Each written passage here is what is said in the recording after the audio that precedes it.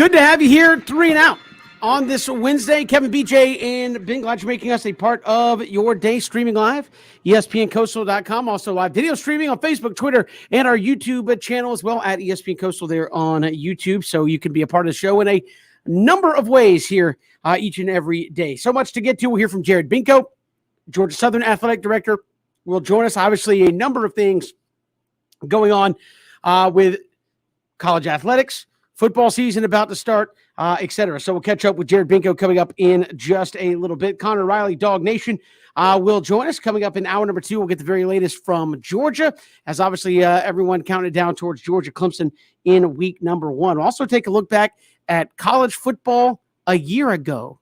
A year ago today, what was happening versus what's happening now in college football. Quite the different stories that you see there. So plenty to get to here on the show. A lot of college football talk forthcoming on the show today as well. But first, BJ and Ben, the Braves closing the gap a little bit. Phillies lose last night. Mets get postponed. They're playing a doubleheader today. So a chance if the Mets lose both of those for the Braves to pull further away from the Mets. And they gained a game on the Phillies last night after another big win over the Reds.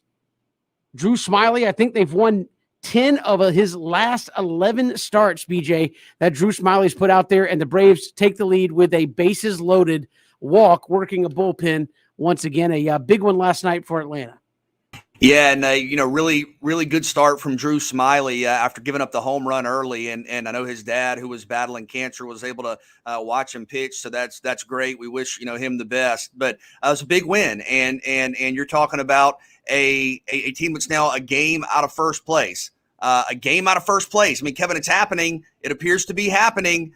So you're talking about a team that could be in first place tonight, early tomorrow morning, depending on. Yeah, tied, depending upon what happens. So you are watching this team sort of remake itself in terms of personnel, in terms of the batting order. The bullpen obviously has gone through some changes, and now you're getting one of your better players back in Travis d'Arnaud, who we've been kind of anticipating his return for some time, just because you've had sort of limited options at the catcher position. And with d'Arnaud coming back up, you have Kevin Smith, I think, has been optioned. So now you're looking at d'Arnaud and Stephen Vogt as your backstop. But look, a lot of optimism around the Braves, a lot of reason for fans to be excited. And I think this is a team, Ben, that you feel like it has a lot of momentum.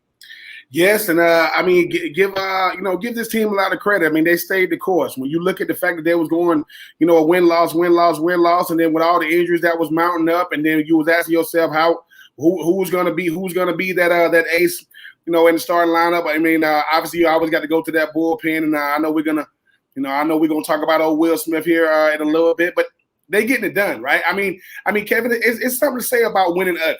I mean, everybody wants the game to be over, in the 7th inning. You got a 5-6 run cushion, but that's not how this Brave team get it. And they're finding a way to win. They're finding a way to win tough games. I mean, I know we get caught up in these records of these teams and forget it's still the bigs. You can lose any team on any given day because the talent threshold might not be the same. Anybody can go out there and beat you, but I think the Braves was like, look, man, we find ourselves we ran down the Mets. Now we're trying to keep pace with them Phillies, and hopefully, dare I say, Kevin, as you mentioned, I mean, depending on what happens tonight, if they find themselves tied, if they can get a lead and get maybe a game or two, a game or two lead. I mean, who knows if they could just maintain that, maintain that pace the rest of the year. But I mean, BJ, I mean, when you start adding crafty veterans, you start having guys that saying, look, man, this thing is in reach. I guarantee you, whether you've been on the team or whether you're Solaire or new guys, when you come into that locker room, Smith's got to be saying, dude, all we know is winning the NL East. That's all I know. Since I've been the manager, that's all I know. Now I'm pretty sure that's not the speech he's giving them, outside of the fact that he probably had to whisper to tell that freaking bullpen, hey, just do the best you can. No, I'm very, very impressed with this Braves team. I really, really am, because it's something to have a winning culture. Winning coaches mean that your best player could be out for the season. Your ace never even appeared this season. You still got Freddie Free, BJ, who's got back to his MVP. Freddie Free, that we know him last year to be. Guys like Austin Riley stepping up, Dansby, Mansby. You talking about? I know Tukey's. I think Tukey's going to be getting a start tonight. Guys are not just filling their roles, they're accepting them. Accepting your role and filling your role is a sign of a good team becoming a great team. It's happening before our eyes, and I'm gonna say when, not if, because I don't want to do the if. When they win the NL East this year, Kevin, I mean it's gonna be one for the record books, because when they look back on that season, they're gonna go, wait a minute, this team was going win-loss, win-loss. Yeah, they did that for like 100 or something. They was tripping, but they finally got out their own way. but it kept a minute. But very, very impressed. I mean, with the way they finding a way to get on the roll here. I'm all for Will Smith never pitching the ninth inning again. I mean, my gosh, make it about as interesting as possible. Then Freeman turns a really solid double play to get him out of it. But I said it yesterday. I don't want him out there. Well, runs him back out there anyway. I'm done with Will Smith coming in the ninth inning. I don't think I could take it. I was being honest, BJ. I can't take it, because it's like what you said the other day. It's like certain guys come in, they're good for, like Shane Green comes in, a run is scoring, like period. When he was there, Braves got him. Will Smith comes in, there will be at least two guys on base before the inning is over, and the possibility to tie or lose the game will come to the plate regardless against Will Smith right now. It's just unbelievable how that happens night in and night out. I guess you look at it and say, well, more often than not, he's getting it done, but my goodness, it's more drama than there needs to be sometimes, it seems like. Yeah, and from my perspective, I sometimes struggle with kind of Snitker's decision making there. And look, Snitker's done an amazing job this year and has gotten this team with some new faces back right on the verge of first place in the division. But for Will Smith, I mean, does he seem comfortable out there in that ninth inning role to you guys? I mean, I think you mentioned it yesterday, Kevin. I still think Will Smith can be a valuable member of the bullpen.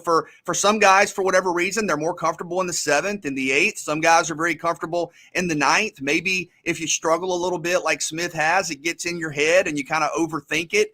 I don't understand, again, from my perspective, why Richard Rodriguez hadn't gotten an opportunity, and he didn't give up a run, but I know he wasn't extremely sharp last night. He hit a batter and gave up a hit. But what's kind of Kevin, just quickly, Ben, what's kind of the thought process behind not considering, or at least not acting on, moving Rodriguez to the closer role, which he was very good with the Pirates? All I know is when the bullpen opened, they're like, now pitching for the Braves, Will Smith. Oh, God, like I get anxiety. I can only imagine what Brian Snitker feels, because he must either be the calmest individual in the world or just close his eyes during the ninth inning, because I literally can't. I'm done. I can't take it anymore when he comes in to pitch. It's too nerve-wracking to sit there and watch potential opportunities go by the wayside. I mean, he did get it done last night, but thank God you have a Gold Glove first baseman over there as well to kind of save the day. So, look, I would agree 100% with you, man. Give somebody else a chance to do it and move him up. I don't know why you're putting him in the late game situations at this point, knowing that it seemingly always comes down to the last batter. You're getting guys on base, putting undue pressure out there on the defense. I just look, for my money, he ain't it right now for Atlanta in the ninth inning. And I was just saying that's it. I mean, he ain't it right now. And BJ, it's got to be confidence, right? It has to be confidence right now for Will Smith. Maybe the ghost of the first inning and Mike Foltynewicz. I mean, it's creeping to Will Smith, but I think it's loyalty with him and Snit. I mean, because you put him out there to do what? To prove that he can't do it? Because he's not getting it done. And once again, they're doing it in spite of Will Smith, not because of Will Smith. And at a certain point, the hot hand has to be why you go to the bullpen, and it can't be if our best option in the ninth is Will Smith. That can't be a winning recipe, even if you won. That doesn't mean that's going to make sure you keep winning. So hopefully, Snit is watching the same Will Smith we watching. Hopefully he ain't doing too much, patting him on the back. And just because you got one in the win column, it's all about how you won, not that you won. So I do agree with Kevin, BJ. You put him in before the ninth. Like, try to get him in as quick as possible and get his behind up out of there, because he just ain't got it right now. And unfortunately, if the Braves have postseason aspirations, Will Smith that's probably why they're playing him, because I think Snitter said, you're going to have to prove to me why you're going to make this postseason roster, because right now, it don't seem like he's going to be on it.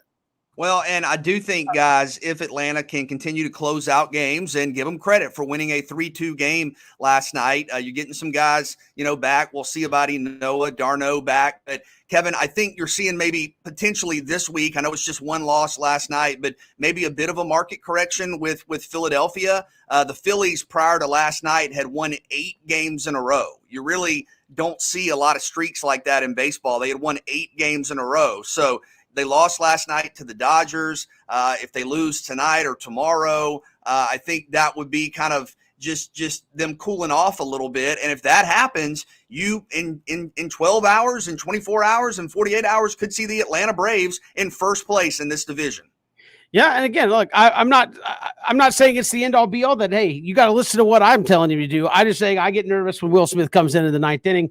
I too would give somebody else a shot just to see what can happen. I know tonight you get Travis d'Arnaud back, no Jock Peterson in the lineup. You got Guillermo Heredia out there, but you bring back Travis d'Arnaud, and I've seen some people, BJ Ben, talk about this as it's not just a veteran catcher, but a catcher that can control so much of the game, work with the pitching staff. How big is it that they're getting d'Arnaud back just from that standpoint, regardless of what he can do more so than what Vogt and Kevin Smith could do offensively for you? How much is he bringing back just from a defensive standpoint, dugout standpoint to that team?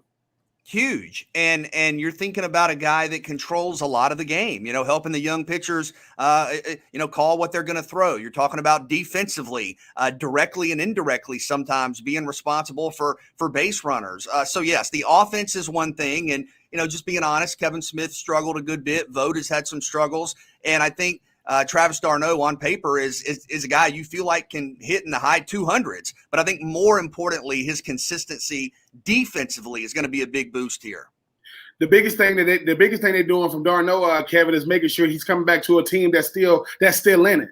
Because now everything he does matters even more, because he's not coming back to a team that's, just trying to get to the end of the season. No, they still in it. And they kept everything afloat while he was still gone. So that's what makes a veteran presence even more significant when you coming back to a team that's still in it, that still got a shot to go out there and win the National League East. And you can say, hey, man, because when you get injured and your team starts playing bad, you may blame it on yourself. But when they keep it going and you get to come back and help these young catchers, to help, like you say, Kevin, not just work with these pitchers and control the game, and what he does at the plate. Dare I say, Kevin, you were saying what was that missing piece? We kept thinking it was going to be an arm. It might be the arm, that of a catcher and not of a pitcher. So who knows? d'Arnaud could be that missing piece to really push him over the top. And we'll see what kind of impact he has tonight back in the lineup this evening against the Reds. We'll come back. We're talking college football. Jared Binko, Georgia Southern Athletic Director, joins us here on 3 and Out on the Southern Pigskin Radio Network.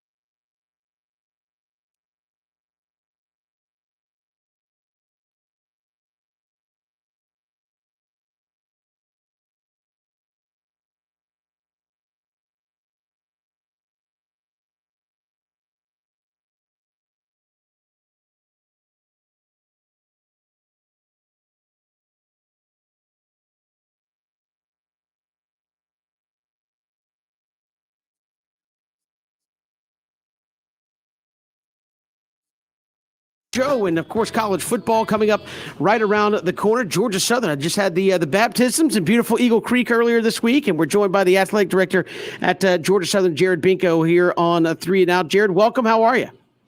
Great. You mentioned the baptism. We last year, Coach Berg, Coach Lunsford, and myself, we went full immersion in beautiful Eagle Creek, which is a testament to our dedication to getting baptized here in Eagle Creek. And not many people went through that process this week, so we need to have another rebaptism where you got to put your head underwater. Now, I think it would help too if we get some moving water down there. We'd probably get more people engaged in doing that, but we'll see what we can do. So. We'll talk about go ahead. How special are those traditions? I mean, we see it every year. I mean, this has got to be what makes being at a place like Georgia Southern so awesome. No, it is, BJ. I'll tell you, I tell people all the time, there's more tradition here in 40 years than I think anywhere else in the country. And so, it's just amazing. You start thinking about all the traditions and Coach Russell and what he brought to Statesboro. I mean, it blows your mind because he was as great of a coach as he was an elite coach and even a better person. I mean, his marketing ability, his ability to message things and create traditions was unmatched. So, yeah, it was really cool. And I did share some advice and digress here, but when I went in, no one told me it was like jagged rocks. And so I stepped in and fell because I stepped on a sharp rock. And I said, listen, I was expecting like a pond bottom. You hop in the pond, it's like soft mud. And I stepped right on a big old rock. So I said, listen, guys, be careful when you walk in because you want to fall down like I did. I mean, Jared, man, they're trying to get you used to it. You got to get Statesboro feet. That's what it really is. Your feet's too soft. But no, you talk about you talk about all the traditions in Statesboro. I mean, how much is that really engulf you in that entire community? Because most of the time you think right, but then you get on campus and you're like, dude, I'm still learning about these traditions, even though I've been here, some years now. What is it about that? Not just Georgia Southern, that Statesboro community that really care about the Eagles, but they care about keeping those traditions alive. Yeah, that's a great point, Ben. I mean, listen, football and really all college sports, it's based from a affinity standpoint on people's passion, right? And that's there's a ton of great things about college sports and college football in this case. But you're right. I mean, people are passionate about it, which is a great thing. And I shared before, one of the big reasons why I came here and moved my family with young kids is because this place is passionate. And I tell you, been a year and a half in, the fans here are as passionate or more passionate than the SEC schools I've been at. And people say, well, that's just you're placating to your fan base. No, I mean, listen, you're talking about these, Eagle Creek. We had people show up to watch it, the baptism. So, I mean, it's hard to find. And this place is so special. And so, when you get here, traditions are important, and you want to immerse yourself in them. But, I mean, who wouldn't want to be baptized in Eagle Creek? In fact, I mean, y'all work out your schedules next year. We'll have a cookout, and all three of y'all are welcome. We'll baptize y'all in Eagle Creek. Hey, there we go. Ben, you're a big guy. I don't know if we can get you all the way underwater. We'll have to work on that. But Kevin and BJ, y'all are easy. We can dunk y'all easy. I could be the first cup baptism. You get a nice little jug. Boom, I'll do the baptism challenge. How about that? We'll just get we'll start a new challenge now. No, we're not sprinkling. We're going full immersion. Yeah, you got some O linemen that got all the way down in there. Come on, we can get Ben down in there for sure. Right, we'll try. But you mentioned you've been on the job a year and a half. It's obviously been anything but typical. Are you expecting a more typical kind of go to it, starting with football here in about 3 weeks, kind of a more normal operating procedure? Is 2021 the rest of it still going to be kind of play it by year and adjust accordingly?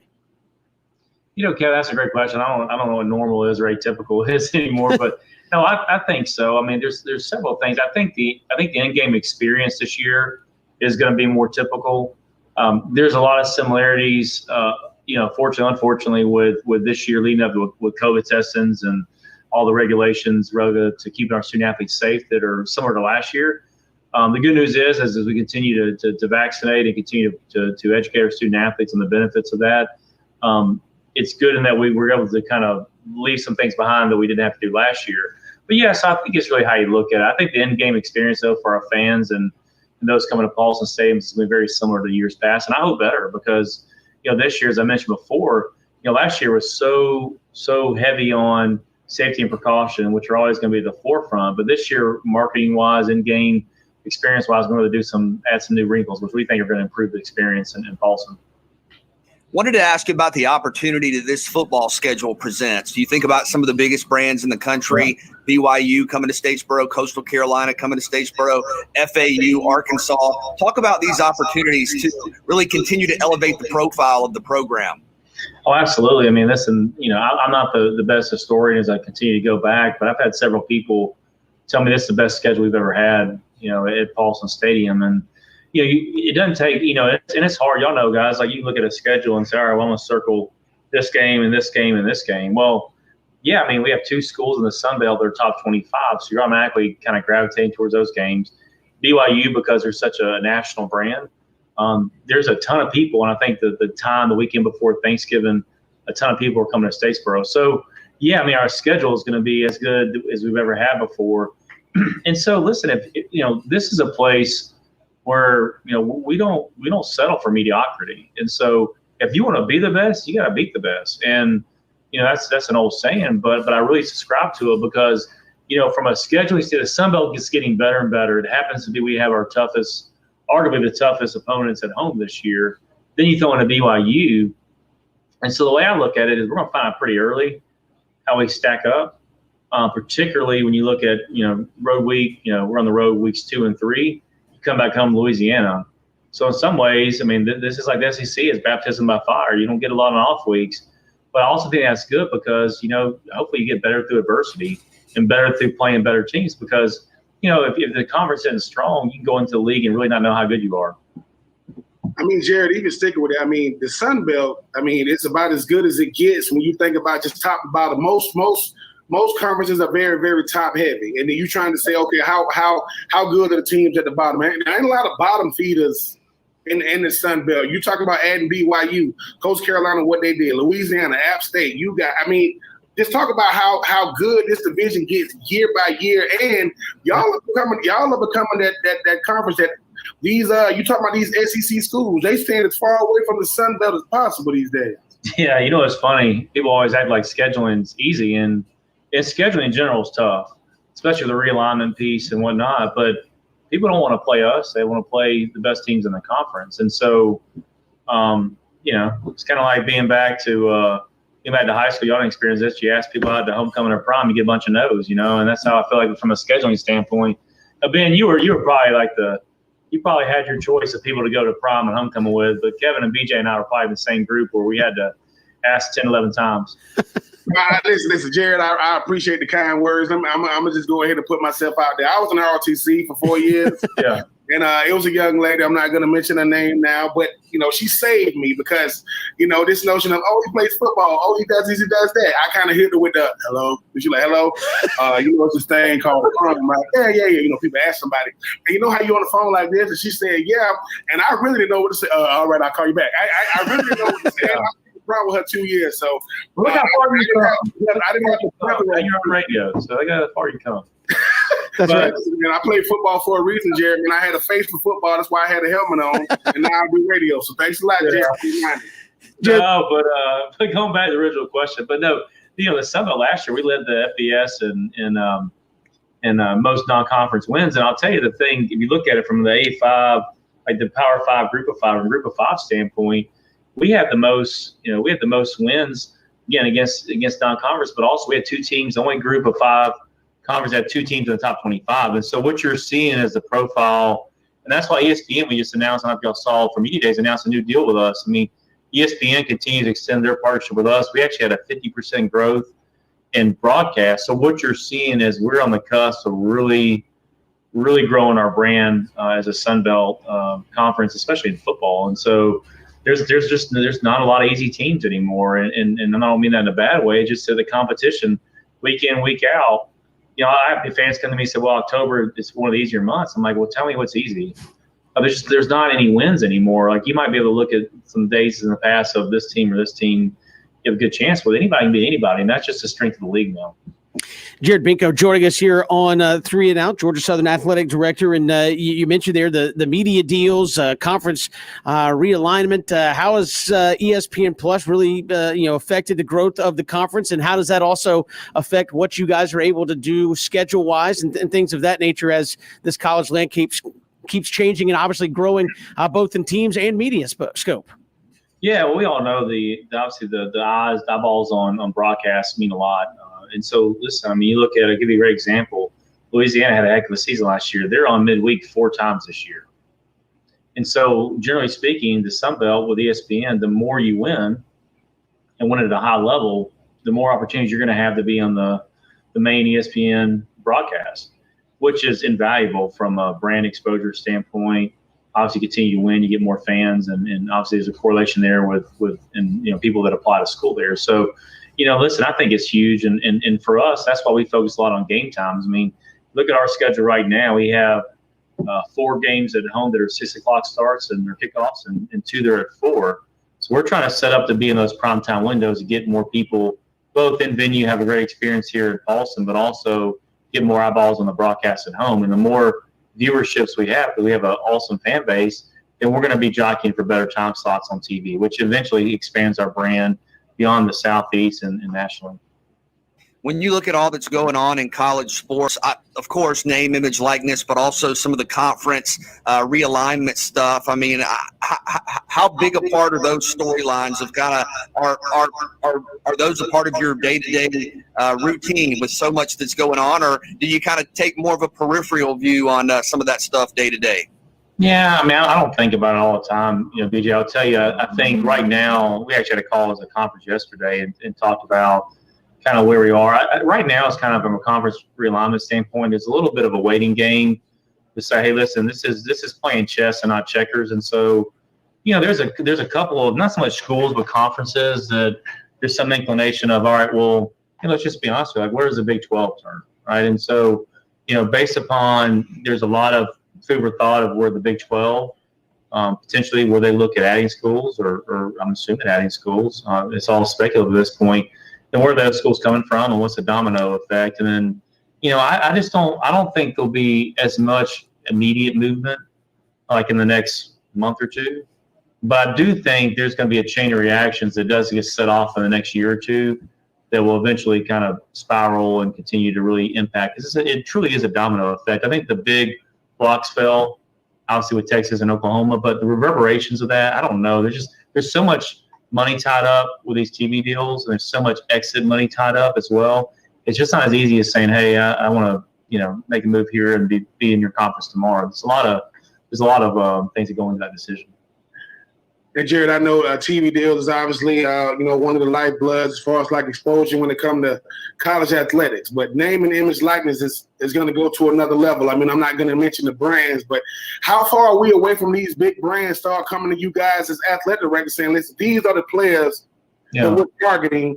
Because at the end of the day, what I do like about NIL is a chance for these young people who are male and female to generate revenue, but they don't understand money. No matter how you look at it, how much does Georgia Southern say? Listen, we're going to wrap our arms around you guys, and not necessarily tell you what you got to do, but kind of show you what you're heading towards. Yeah, Ben, part of that when we created the Apex program last year was knowing this was coming and really enhancing our educational component, because that's something we can control, right?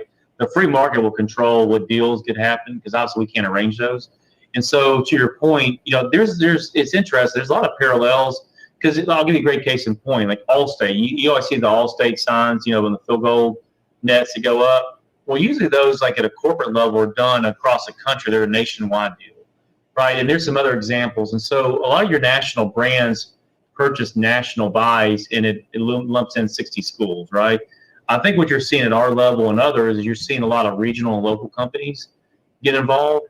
I think some people are still filling it out, to be honest with you. Ben, I think, one, from our student athletes, we're doing everything we can to continue to enhance their brand, educate them, and best practices.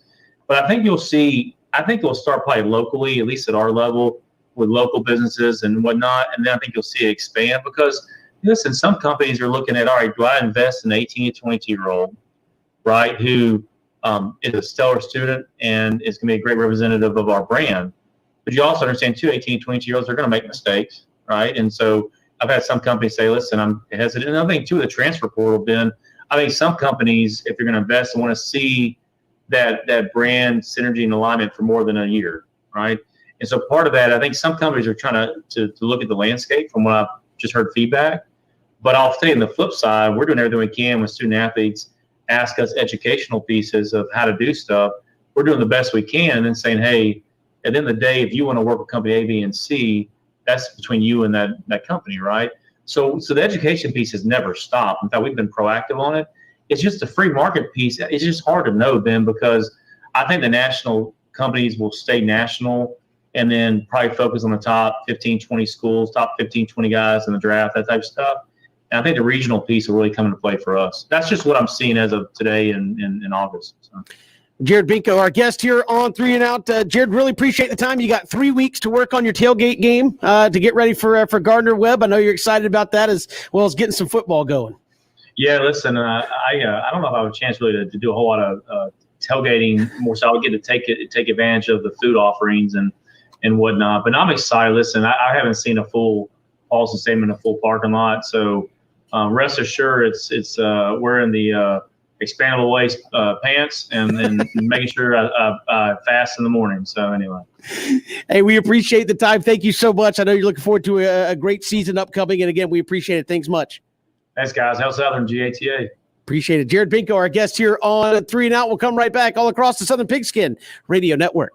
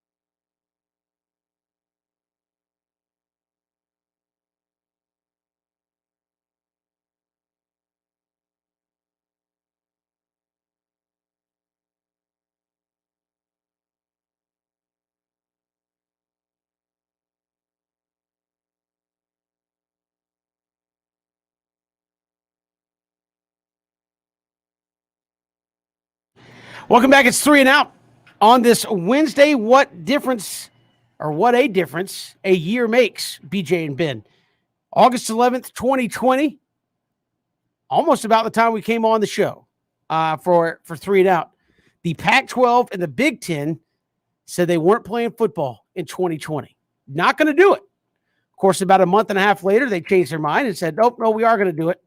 We're just going to start playing later into October because we need to get Ohio State in the playoff. They didn't say that, but that was kind of the point. So that happened a year ago. That was college football then. College football today, we're obviously going full steam towards the regular season. And DJ Uiagalelei signed a deal with Dr. Pepper to be a part of the Fansville campaign that's going to go on all season long. So a year ago, we weren't playing football. And today we're signing, I would imagine, if you're part of Fansville, Dr. Pepper, a handsome sum for DJ Uiagalelei to be a part of that. What a difference a year makes. I guess if you really want to do this full exercise, what a difference 3 months makes. But a year ago, we were canceling football, and now we're signing probably, I would imagine, at least a 6-figure deal, if not more, to help sponsor Dr. Pepper. Yeah, so much uncertainty a year ago. And then, like you said, Kevin, you look at the last couple of months with college football conference realignment, name, image, likeness. And, the big news for DJ Uiagalelei with Dr. Pepper, I believe, was already with Bojangles. So you're talking about some regional, national marketing opportunities. And I think a lot of people back when this was first being introduced, right, Ben, said, okay, well, how many marketing opportunities are there going to be? Will there be, national deals? And I think the answer we're seeing is yes. And I think the more you move forward in this era and the more comfortability there is with these national marketing deals, they're going to become more commonplace. I think right now the market is still sort of trying to be established. People are still trying to, on all sides of it, trying to get a feel for sort of what the costs are, what the process is, how you go about setting it up. But yeah, you're going to have DJ Uiagalelei on national commercials. I do not think it will be, just him. I think there will be multiple student athletes on national commercials this fall throughout the year. And it's a major opportunity that a lot of players are taking advantage of. Yeah. Yeah, I mean, we thought that when we first seen Bryce Young with his 7-figure deal, people was thinking, who's going to top that? And people started looking around. Okay, well, look at these guys at the big schools. Kind of something, kind of going back to something Jared Binko said. He was like, he think that the national brands are going to go for the national brands as far as like college football goes. BJ and Kevin, and I mean, BJ, you throwing out things like Bojangles and the Dr. Pepper. I mean, this boy is sponsored by chicken and freaking soda. That sounds like a big deal to me. And he getting money to do it, but this is just the beginning, right? I mean, this is going to affect recruiting in a way that we've never seen before, because now I'm looking at, just like in the draft, if I'm the number one pick, I'm looking at what the number one pick got the year before. If I'm coming behind DJU, okay, if he can get this, what can I get? Yes, but what a difference a year makes. I can't stress enough. Trevor Lawrence, Justin Fields, the hashtag we want to play. How big of an impact is that now when you look at, because bigger than the fact that those guys are using their collective voices, they was kind of showing, hey, man, I mean, we got the biggest names in this freaking sport, the biggest faces and the biggest programs using their platform and their influence. They're coming together when the chancellors can't, when the presidents can't, when some of these ADs can't. So, yeah, what a difference a year makes. And NIL, here it is alive and well. The rich are getting much richer. But like you said, Kevin, I mean, I can't remember what me and you was doing when the ACC tournament happened and everything was starting to shut down, all these different type of things. But yeah, it's what a difference a year makes. And as you say, BJ, it's only gonna get crazier. But everybody's finding a way to get something. Just DJU said, look, man, I go to Clemson. I'm on the national stage, one of the best schools, one of the best teams. I should be getting big time national money. So, hey man, what them biscuits called the Bojangles? I'm just saying, let your boy get a couple of them little biscuits, man. Them things are true. I'm serious, man. Them things are the truth. Well, I mean, and this is one of those things where does your average college football fan know DJ Uiagalelei? They may from Notre Dame last year, but you're opening up top 5 matchups. Certainly the game of the Saturday against Georgia. You go out, play well, win, potentially. Sky could be the limit as far as some of that stuff is concerned. And as BJ said, I think we'll see more of it. I don't know. I think we'll see more deals. I don't know if we'll see more guys, because I think for one of those deals like this, you got to be one of a handful of dudes in college football, maybe a handful of guys in college basketball, maybe just a handful of people or women in women's college basketball to get something like that. I don't think it's just, hey, every quarterback's going to get, nope. There's like 3 guys that can pull off something like that. He happens to be one of them right now in college football. Yeah, and you've seen deals across various fronts, right? Was it De'Aaron King from Miami with the Florida Panthers going to be a representative for the NHL team? And I think King and Mackenzie Milton have kind of a marketing agency type thing they're involved in. So you've seen a lot of creativity, a lot of forward thinking, a lot of guys being proactive. Young men and young women. And I think it's exciting to think about the possibilities. It's exciting to see what's happened. And I think the marketing avenues and pathways are going to be more commonplace moving forward. Yeah, and the good thing about it is you don't have to really worry about the jealousy aspect of it. You know who the headliners are at every single school. When you come into a recruiting class, you know the quarterback is going to be the headliner. You might get a big-time defensive lineman, or you might get a big-time receiver, or maybe a big-time cornerback, but you know who the headliner is. But everybody has an opportunity to go out there and generate money. It's not supposed to be the same. You don't get the same exposure in college. Everybody does. Everybody isn't under the same microscope. Everybody doesn't get the same notoriety and prestige. But the word something is very, very important here. When I was at the University of Florida, it wouldn't have mattered what I got. You see this hat I got on? I've been wearing this hat a long time. I only wear if I got on, I fit it. It's gonna.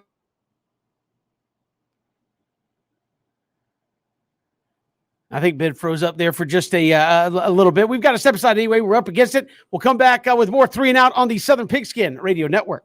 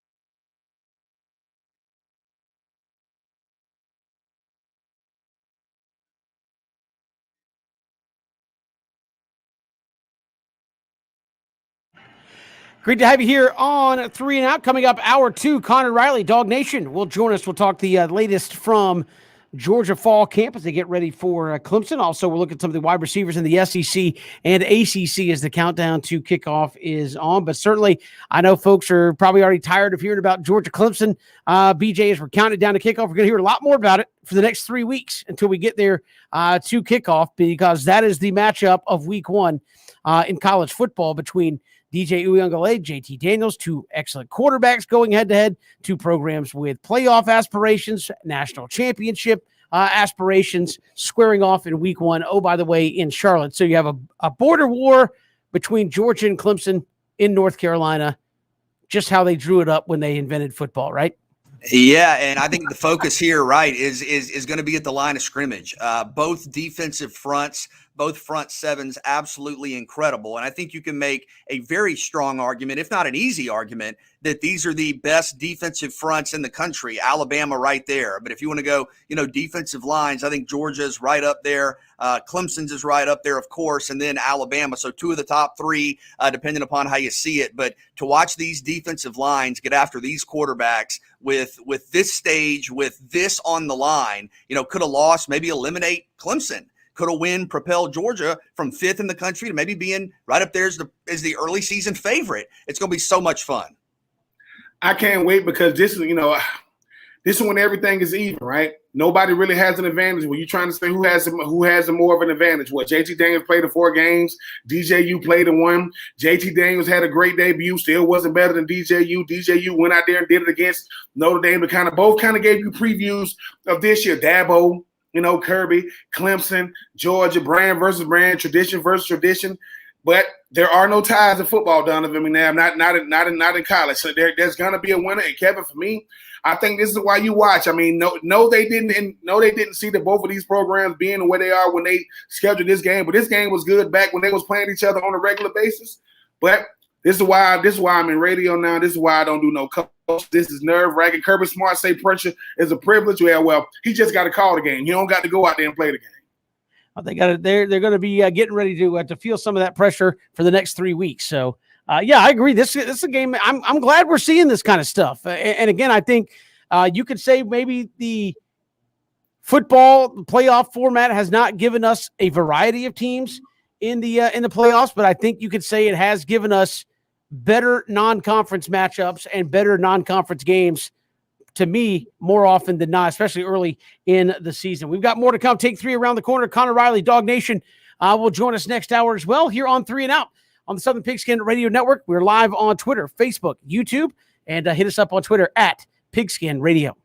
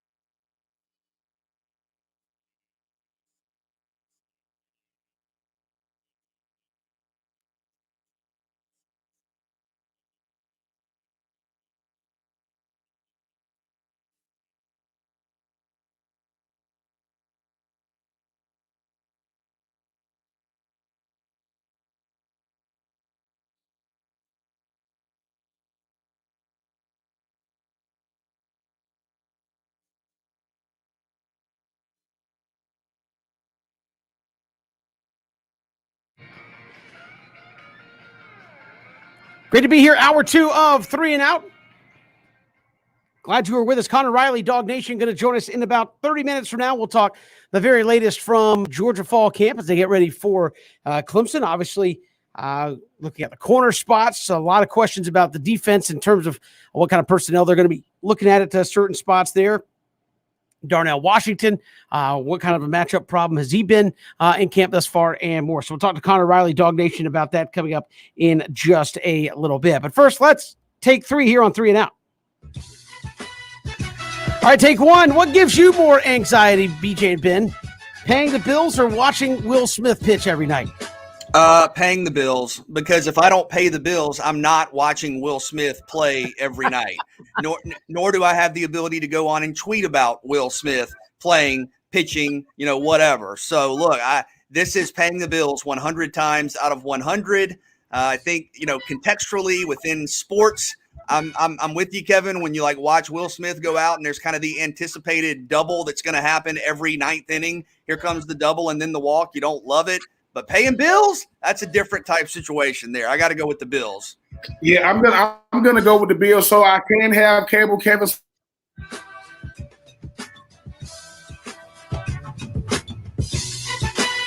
Apparently, not today. I'm just saying I'm gonna go with paying the bills only because at the end of the day, Kevin, Will Smith is doing this to me on purpose, right? Will Smith knows that I'm only speaking glowingly of the Braves, and he goes, "Wait a minute, Ben, but what about me though?" So I need another channel to turn to when Will Smith, when they go, like you say, Kevin, go into the bullpen, turn the channel. No, turn it right now because I can't deal with it. And I'm just as shocked as Will Smith is when he gets the 3 outs, just like when I see him get the 3 outs. So for me, paying the bills because for some reason, I know how some of my bills are supposed to look, Kevin, and they seem to be fluctuating. I didn't ask for the premium channels. I don't even watch nothing but the Braves and Netflix. So what are these new channels on my TV for? So yeah, paying the bills. I don't know. To me, it might be Will Smith. I know I saw some folks trying to defend Will Smith, and they look how good he's actually been. I was like, okay, so 22 runners on base over his last 20 innings, 5 walks in 20 innings. I guess you could say he's done okay. 12 saves, only blown 2. And again, I think that's the part of it that's people are like, oh, he saved 12 games and only blown 2. Yeah, but it's the getting to those 12 that's also been the problem. It's you got the save. Like last night, you got the save, but it was quite adventurous along that journey to get it. That's all I'm going to say when it comes to Will Smith. Moving along, take 2. Who is the biggest freak athlete in college football? A lot of guys that are just incredible athletes. For me, I'm going to go Evan Neal, the offensive lineman, the offensive tackle at Alabama, came in and played right away as a true freshman, has been one of the best players in the country for a couple of years, is probably going to be a top 5 pick in the draft next spring. But this guy has been listed at 6'7", 360. And Ben, I know you played with some really tall linemen. Max Starks, I think, was about that big, your former teammate and Super Bowl champ. But Evan Neal, 6'7", 360. And reports are that he's lost maybe 10, 15, 20 pounds, maybe in the 350 range. And they say that his agility and athleticism, which was already very impressive, he's moving even better side to side. So you're talking about one of the strongest players in college football. You look at what Alabama's offensive line did last year. They allowed the second fewest sacks per game in the SEC. And, oh, by the way, also had an unstoppable offense, right, with the Heisman Trophy winner, a quarterback who set the single-season passer rating record, a running back who rushed for 26 touchdowns, and Evan Neal was a big reason for that. And if you're going to play offensive tackle, you've got to be able to move. You've got to be a great combination of agility and strength because you're dealing with defensive ends, you're dealing with linebackers coming on blitzes sometimes. And again, the reports from this offseason are that Neal is even quicker than he was. And at 6'7", if you want to say 350, 345 now, there aren't many football players like him. Well, I'll give you 6'5", 250, and I'll give you Kayvon Thibodeau out there with them Oregon Ducks. Not because he's probably going to lead the nation in sacks, BJ, but he also going to be. BJ, you like percentages? Watch that punt return percentage because he's going to catch that thing, and they're going to tell him to hit the sideline. Don't play hero ball. Catch that thing, get to the sideline, and try to get to the BJ. Could you imagine 6'5", 250, take it to the crib. He's already just go ahead and give it. Go ahead. I don't know. Go ahead and give him a ticket to New York because he's going to be a Heisman Trophy finalist. Got a chance to meet Kayvon Thibodeau. What? It's been 3 years now, BJ, since we was at Florida State opening game. And this is how it is, Kevin. It's like when you was getting recruited in high school. They had you out there by yourself. And then when they said, all right, Kayvon, let's get you out this heat because it's hot. And your filet mignon is ready upstairs. He literally went upstairs by himself. Then all the other recruits came out. He don't even know how the other dudes look. He was out there by himself. So yes, Kayvon Thibodeau, 6'5", 250 pounds, probably can run a 4.5, but forget that. He is going to be the punt returner for them Oregon Ducks this year. Yes, I could go on and on all day about what happened on my recruiting during my high school days. Yes. Yeah, I was separated all right, just not for the reason you said. Like, no, just go away. It's not going to happen. I hope you're good at math. I'm not. All right, moving along. Take 3. Today is National Sons and Daughters Day. What is your latest funny dad story in regards to your children? Yeah, in terms of the latest, we went and played putt-putt over the weekend, right? And, you would think that's a pretty kind of easy, manageable set of rules and expectations, right? It's, hey, here's the hole, hit it over the, hit it, under the palm tree or whatever, or around the, around the pirate, and then it goes in the hole and, 2, 3, 4, whatever you get, you write it down. First off, both of my children were playing hockey and not putt-putt. Like, I could not impress upon them that Happy Gilmore style. Right. Well, that a stroke is you pull it back, you hit it, you stop. You might have a little bit of a follow through, but you hit it and the ball goes. Basically, think about like Charlie Conway, doing the triple deke. That's what my kids were doing on the putt-putt, course, where they were just rolling with the ball. And I'm sitting here going, all right, I'm just going to count like your strokes is seconds. 1, 2, 3, 4, because that's the way they were playing. And then finally, once we got that cleared up and I established that, hey, you're standing, you're not walking with the ball with your putter as you move up the hole. Then you mentioned Happy Gilmore. My son decided he was going to show off his own athleticism, and he decided that he was just going to let it go right when he got to each new hole. And 5 or 6 times, he either hit it into the water, hit it onto someone else's hole. Once we lost the ball. Like, I don't even know how that happens in a putt-putt course. He's hitting it as hard as he can, and I'm trying to tell him, do not do that. And, of course, he has a response. I'm trying to get it over the sand trap. I'm trying to, decrease my stroke total. And I'm sitting here going, you're putting other people at risk. Like, you're ruining other people's, golf putt-putt experience. So we had that. We had treating our putter like a fishing pole and sticking it into the water, the waterfall going under the bridge. So it was really something. So just all of that. You talk about recent stories. I thought putt-putt would be kind of a simple, manageable, option, something we could do. And it was an experience, as always. Oh, man, this is easy. I mean, with my kids, it's the same conversation. So my daughter Mia just recently had a birthday, right? On the same birthday as Deion Sanders, by the way. Let me make sure I give that disclaimer. So my child has really, really big hair. Like, this stuff is out there. She got enough hair for like 10 people. So, I go to Mia. I'm like, Mia, what you want for your birthday? She said, this is what she said. She says, Daddy, we can go to my favorite place, and I'm going to be frugal. She's heard Daddy say that a lot. So we go in there, and it happened. Some lady comes up to Mia, and she's trying to touch her hair. Mia looks at me, she pulls her hair away. She says, do I look like a puppy to you? Do I look like, you can't just touch my hair? She says, and I cool, you want to get your hair ripped off your shoulders? And I put my hand over my mouth. No. You don't say that part. You can't say everything Daddy say to you. The lady was like, what did she say? And it was just funny to me because when I took my hand off her mouth, she was like, because you heard me. I'm not a puppy. You don't get to pet me. And it was just funny because, she repeats everything I said, but I was very, very proud of my child. You can't touch her hair. See with your eyes, not with your hands. Then you move over to Yaya. Yaya plays soccer. And Yaya goes up to the little girl and says, this is how it starts. The little girl says, what's your name? She says, my name's Yaya. She says, what does your daddy do? What? The little girl goes, what? What does your daddy do? The girl goes, Yaya says, I bet he ain't in the Hall of Fame. I bet he don't do radio. The little girl says, my daddy is an astronaut. Yaya says, lame. She was like, lame. And then you get to my son. So I have my etiquette camp. like a couple of months, a little about like 3 weeks ago, and he had to, and the word got out that he has to do a vision board. He has to present on Friday. Now it's Sunday. He is panicking. He said, "So, Daddy, I got to present. Yes. Do I got to present in front of the group? Yes. Do I got to talk out loud? Yes." So I stood so that he could see me. He's trying to say what I'm saying. I'm not, you know how you talking, but it ain't coming out. I'm saying, PJ, what are you doing? And he says, PJ, what are you doing? And I'm like, no. Don't say, don't say what I'm saying to you because they can hear you. And finally, I said, BJ. He goes, BJ. I said, stop doing that. He's doing this in front of the people. So, BJ, Yaya, and Mia, my 3 binions. It's never ever a dull moment, Kevin.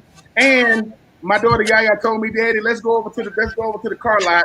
You should go ahead and get us our cars now while they're quote cheap. I said, what? Okay. Well, I'm gonna take y'all to Kevin's house. He's gonna be Uncle Kevin gonna be buying y'all the whips. Won't be me. Yeah. It's something every day. With my, by the way, shout out to my oldest son. It's his birthday today. He gets embarrassed when you say that. Happy birthday. Yes. That's always fun to embarrass him. He tries to play it like it's all cool and stuff. It's like, don't wish me happy birthday. No, don't care. No, you're getting close, Kev. You're getting close to having a teenager here, aren't you? Yeah, another year, and I will have a teenager. Although he kind of acts like one now, but that's neither here nor there. But it's his birthday today. My youngest son, meanwhile, I'm just worried about because he's having conversations with my wife about what tattoos he's going to get when he turns 18. I was like, I said, excuse me? He goes, Dad, I can't get tattooed now. I have to be 18. Then I can do it. I'm like, why are you getting tattoos? He said, why not? I'm like, oh man, this could be a long ride through adolescence. He's 10 talking about what tattoos he's going to get at 18. Kevin, you gotta take you. Are y'all gonna get matching tattoos? Like no, I'm not getting one. He goes, Dad, I don't care. He goes, I'm sorry, you don't want them. I'm getting one. I'm like, no. I was like, no. He goes, well, no, I will when I'm 18. You can't stop me then. I was like, well, I guess you have a point. He dropped a "you can't stop me then" on you. That's amazing. Yeah, well, my wife is like, oh, you won't get one. She's like, he'll be 18. I was like, 18, you don't make good decisions. That's how people end up with Lakers championship on their leg, and it didn't happen. Brown Super Bowl.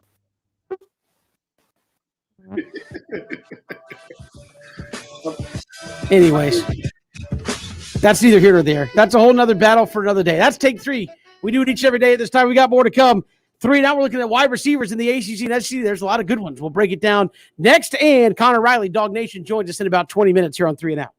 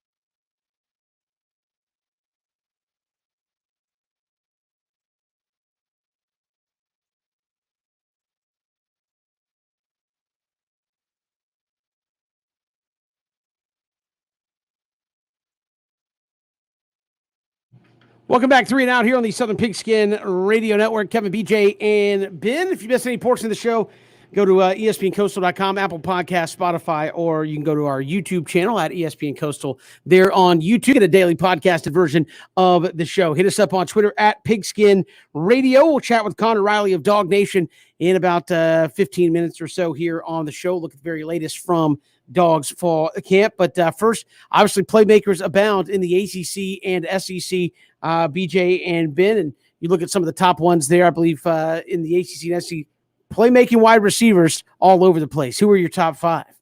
All right, I got a top 5 for both leagues, 5 for the ACC, 5 for the SEC. I'll ask you, host, because you get frustrated with me. Do you want me to go 1 to 5 or 5 to 1? I want you to count it up to your very best. I like saving the best for last. All right, I'll go with the ACC first. ACC, yeah. Got some playmakers in the ACC. I like Mike Harley at Miami, number 5. Big-time producer's been a go-to target for De'Aaron King. I think you'll see him put up some more big numbers this fall. Number 4 for me, Emeka Emezie at NC State. NC State is one of the, I think, sleeper teams nationally. Could make a run at the top 15. I think they probably deserve to be ranked in the preseason top 25. Emezie is a talented receiver on the perimeter. He's a big reason why. Jakari Roberson at Wake Forest, number 3, playmaker. Can make big plays down the field, brings a home run threat to that Wake Forest offense, and he put up big numbers last year. Expect more of the same. Number 2 for me, Zay Flowers at Boston College. You normally think about Boston College, right? And it's the 310-pound offensive lineman. You're lining up with big running backs, and you're running it 50 times a game. Boston College threw that football around last year with Jeff Hafley. And you talk about Phil Jerkovich at quarterback. His number 1 target is Zay Flowers, and he's an NFL guy out there on the perimeter. And number 1 for me, glad he's healthy, Justin Ross. What he did as a freshman at Clemson was amazing, over 1,000 yards. He's a guy that's got top 10 pick written all over him, a matchup problem for everybody. And you think about the numbers you saw, of course, Trevor Lawrence and Amari Rodgers last year put up big numbers, pass catch tandem. You think about DJ Uiagalelei and Justin Ross, going to be one of the best combinations in the country. So there's my top 5 for the ACC. Man, I'm going to go 5 to 1. I'm going to start with the ACC as well. My number 5, BJ. I'm going to go with Charleston Rambo. Got a great name, by the way, for a football player. Oklahoma transfer, going to be helping De'Aaron King, forget all about that ACL injury. And I'm going to go with the guy on the other side that you just mentioned, BJ, Mike Harley. Miami, I mean, De'Aaron King going to have 2 guys, one coming from a program that they can run some routes out there in Oklahoma. My number 3 is Zay Flowers. Boston College, 9 TDs last year. 9 TDs. Can he get the double digits this year? My number 2 is Jakari Robinson out of Wake. I mean, BJ, Wake was able to go out there and put up big numbers. Could you imagine if Jamie Newman was there his senior year, what that young man would have been able to do last year? And I got to agree with you, BJ. Justin Ross, burst on the scenes as a true freshman. And, obviously got hurt last year. He's really going to be, chomping at the bit to be able to get back out there. But just to go back through it, Justin Ross, Jakari Robinson, Zay Flowers, Mike Harley, and one of the best names you ever going to hear, Mr. Charleston Rambo from the U. That is a great. You should be playing linebacker, though, if your last name is Rambo. I think that's got to be a requirement there. What about in the SEC, BJ? What you looking at there? Yeah, and a lot of playmakers in the SEC as well. I went Jermaine Burton at 5 out of Georgia, and I know Georgia maybe doesn't have a number 1 receiver yet. I think they have a collection of really talented receivers, but I just look at what Burton did in that game against Mississippi State last year, right? Dog fans, you remember that. That was the game where JT Daniels threw for over 400 yards, 4 touchdowns. Well, 197 of those yards and 2 of those touchdowns went to Burton. And I think he's a guy that's going to emerge in that number 1 receiver role. And I just can't quit thinking about that game and the chemistry that he and Daniels had. Number 4 for me, Jaden Walley out of Mississippi State, was one of the SEC's leading receivers as a freshman, which is very impressive when you think about stepping in right away in the SEC West, no less, and putting up some big numbers. So I think Jaden Walley is going to take a big step forward. And listen, Mississippi State is going to have one of the leading receivers in the SEC. They throw the ball. Number 3, Keyshawn Boutique has already set records, made history, over 300 yards. You're talking about a guy that had 5 touchdowns in one game. Boutte, Max Johnson right away. Maybe it's Miles Brennan down the line, but whoever's the quarterback for LSU is going to have one of the best receivers in the country. Number 2 for me, John Mechie. And you think about Alabama, they've basically become wide receiver U. And the way they throw the football. We've had multiple Alabama guests on who have said, we know Mack is gone. We know, last couple of years, Judy and Ruggs and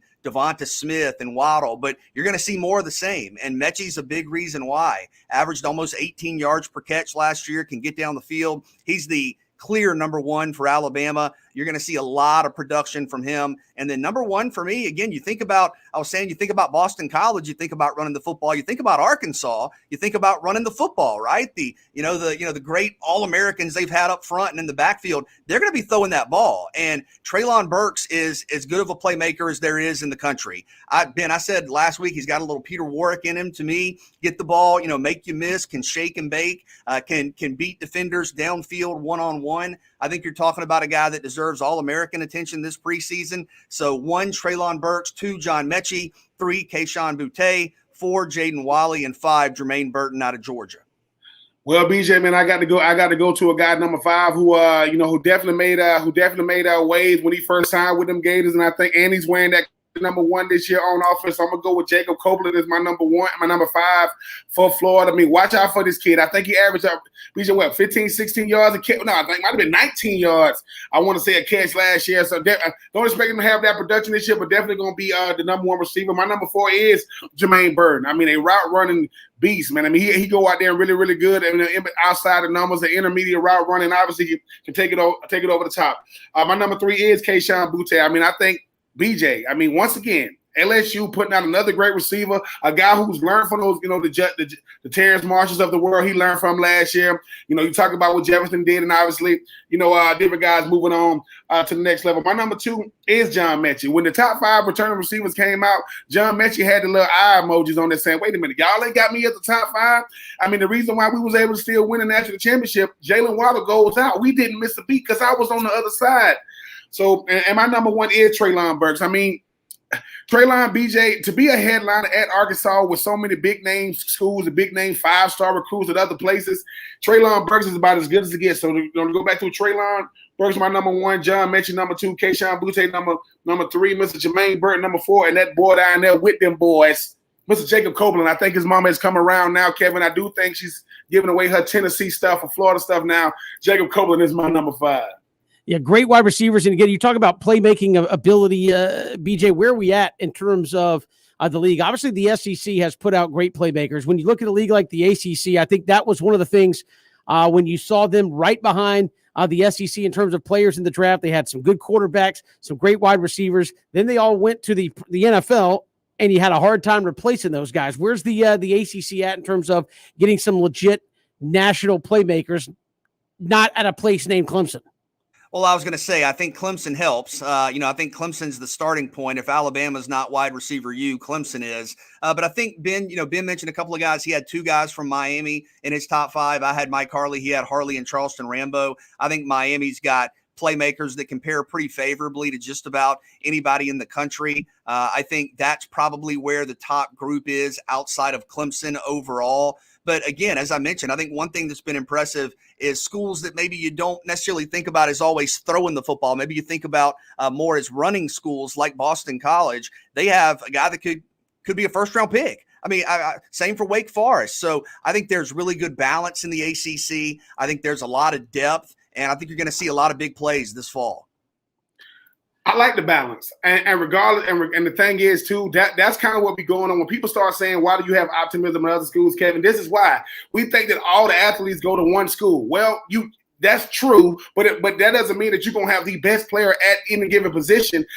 I mean, Treylon Burks is about as good as it gets. I mean, BJ, you start talking about the Boston colleges. I mean, last year, when you talk about De'Ami Brown and all those guys in North Carolina, now you get to have 2 big-time receivers at Miami. So I do like the fact that, all these guys are emerging, but be on the lookout. Once again, there's another team in the ACC. Georgia Tech like to run the football. I want to see what they can do on the perimeter this year. I'm going to be watching. We'll have to wait and see. Quick Twitter question for you guys. Where would an uninjured George Pickens fall on your list? Would he be in the top 3 on your SEC list? Ben's holding up number 1, so. Yes, he'd be right there. I think he'd be right there with Burks. You think about Pickens, he's a first round pick, good point. And we may see Pickens at the end of the year. We don't know yet, obviously wishing that young man the best, but yes, he's going to be right up there, all-American candidate, certainly an all SEC, and a guy that can do everything.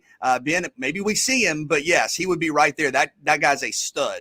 And again, Georgia's going to miss him until he's able to get back from that injury. We've got more to come. Speaking of Georgia, Connor Riley, Dog Nation, joins us next here on 3 and Out on the Southern Pigskin Radio Network.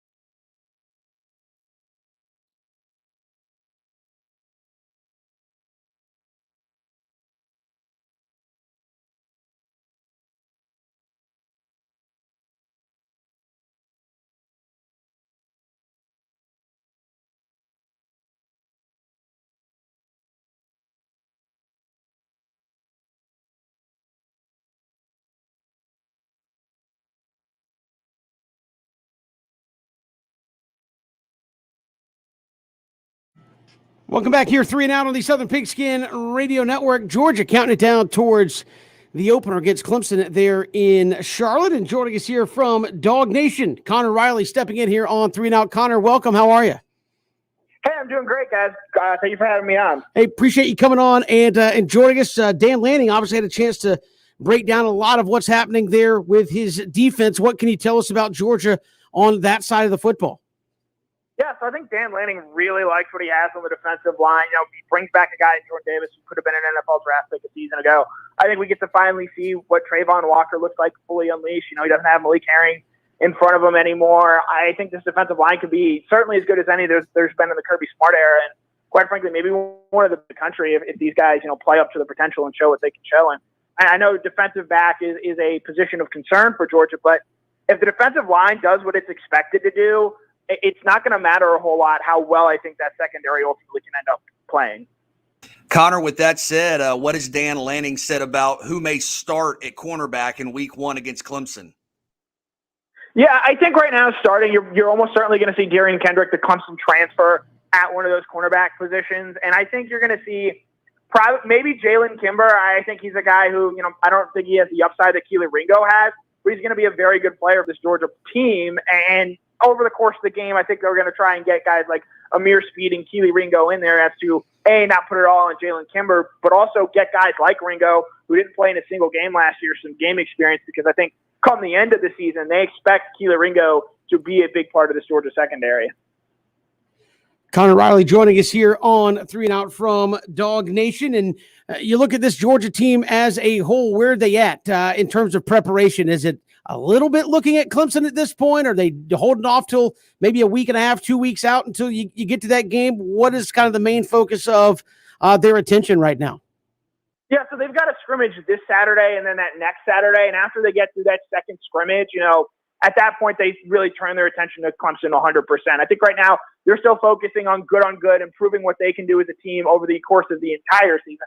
Obviously, they understand what Clemson is able to do. They've started watching tape on them.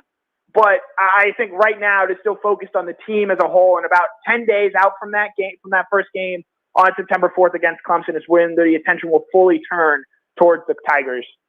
So given that you still have some time until that happens, what are the priorities? I mean, is it, as you mentioned, kind of identifying what you have in the secondary, or are there other things that maybe the offensive line depth that George is trying to accomplish here in fall camp? Yeah, I would say the big now going into this first scrimmage is what happens with the offensive line. Obviously, Warren Erickson was going to be the starting center for Georgia, and I still think he can be for that first game against Clemson, but he suffers a hand injury on his snapping hand.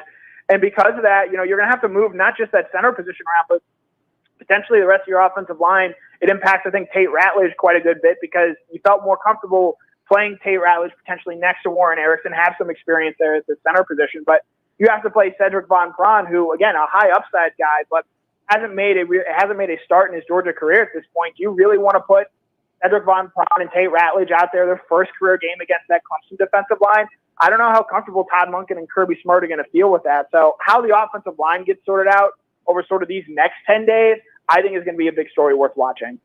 And certainly it's going to be quite the quarterback showdown with DJ Uiagalelei and JT Daniels. What does JT Daniels kind of look like here in spring now that he's getting the reps? He's the guy. I know last year he was coming off injury, didn't get to play till the last 4 games, but it's been his show since then. How has he looked thus far? Yeah, JT Daniels is in a 180-degree difference from where he was this time a year ago. You know, he was not physically confident in his knee. This point last year, was still battling out Jamie Newman for that starting quarterback job. Jamie Newman hadn't even opted out this time a season ago. So, from a mental standpoint alone, he's in a much better place, much more confident. I think you saw that in the spring game when he threw for over 300 yards and 3 touchdowns.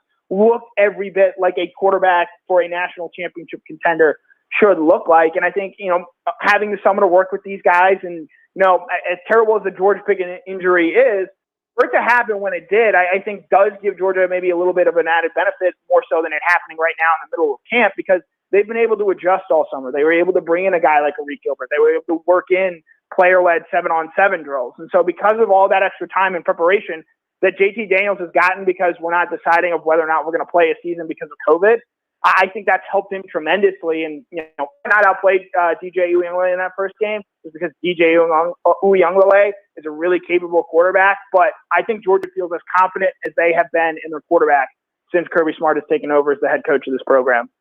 And some recent reports, Connor, that at least per some, betting sites, JT Daniels is the odds-on favorite to win the Heisman Trophy. Do you think that is fair at this point? Is that an expectation he can live up to this season? I certainly think it is. I think, Georgia wins that first game against Clemson. JT Daniels is going to probably end up being a big reason why. If Georgia wins the SEC, I'd be hard pressed not to give it to the best player on the best team, which I believe the winner of the SEC will be at the end of the regular season. And JT Daniels certainly fits that bill. I find it hard to imagine somebody other than Daniels is going to be that type of player if Georgia's going to win an SEC championship. So if you connect the dots there and say, okay, JT Daniels is Georgia's best offensive player and Georgia wins the SEC, you saw last year that was what Devontae Smith was. You saw Tua Tagovailoa, obviously he was a runner-up, but you've seen that sort of formula, Joe Burrow the year before, lead to Heisman Trophy. So, I don't know if he's going to have a Joe Burrow type season, but if he's really good and this Georgia team is really good and they're in the playoff and they win the SEC, I could very much see JT Daniels having a shot at winning the Heisman Trophy. Of course, pressure is a privilege. To steal a line from Kirby Smart there, Connor.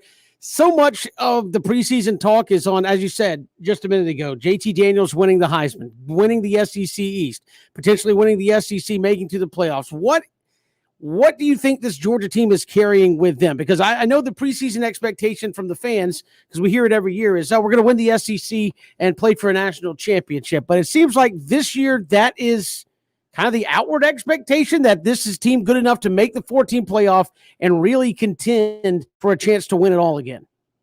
I thought James Cook had a really revealing answer. He was asked about, balancing touches in such a loaded running back room. Do you worry about getting your touches? And the first response that came out of his mouth wasn't, how many touches he thought he should have or how the balance should be. It's like, I came back my senior year to win a national championship, I think that's telling to say, because in the past you've maybe heard them hedge a little bit, say, yeah, we want to win the division first, and then we want to win the SEC championship, and then the national championship. I think James Cook saying, I want to win a national championship, I think very clearly states where this team thinks that it can get to. Obviously, they have to do everything between them, beat Clemson, beat Auburn, beat Florida, win the SEC, but I think that goes to show the internal confidence that this team has in itself to do the things that are necessary to ultimately not just win the SEC or make the college football playoff, but potentially win a national title. I think this team understands that they are that good, and that is what they are playing for this season. And Connor, as a follow-up to that, because I agree with you. You've heard kind of, we want to win the conference or we want to take it, step by step in the past. I mean, given the expectations that are seemingly being embraced and kind of the outside standard that people have for Georgia, if this team doesn't, let's say, make the college football playoff, is 2021 a disappointment? I mean, it's hard to say. Obviously, JT Daniels could get injured. There could be things that lead to that being the case. But, I mean, look, this team, while it's still achieved a lot the last 3 seasons, since they last made the college football playoff, they've taken steps backward each season. They go from making the playoff to barely losing to Alabama in the SEC championship game. Then next year they get blown out by LSU in the SEC championship game. Last year they don't even make the SEC championship game. And so while that seems like an incredibly high bar to clear, especially in an SEC, it's not like you're Ohio State or Clemson or an Oklahoma where you are so far head and shoulders above every team in your conference. Georgia has to play in Alabama the week before, Oklahoma has to in the SEC championship game. So I think because of that, if we're here in December 15th, and Georgia's not in the playoff, I can tell you the team's going to be disappointed, and everyone around it is going to be disappointed. And it looks like a duck. It sounds like a duck. It probably is a duck and a disappointment. It's going to be interesting to see how that all shapes up. Still a couple of weeks to go until we're ready for game week with Clemson. Connor Riley, Dog Nation, our guest here on 3 and Out. Connor, appreciate the time. Thanks so much. Yep, thanks for having me on, guys. Appreciate it. And then BJ, he talks there about the defense shoring things up, JT Daniels being comfortable. I know that's a big part of it. As you said, this time a year ago, we talked about this, this time a year ago, the Big Ten and Pac-12 were saying we're not playing. This time a year ago, You had another quarterback who ultimately ended up opting out, but JT Daniels was not the guy that people were banking on, right? It was going to be Jamie Newman.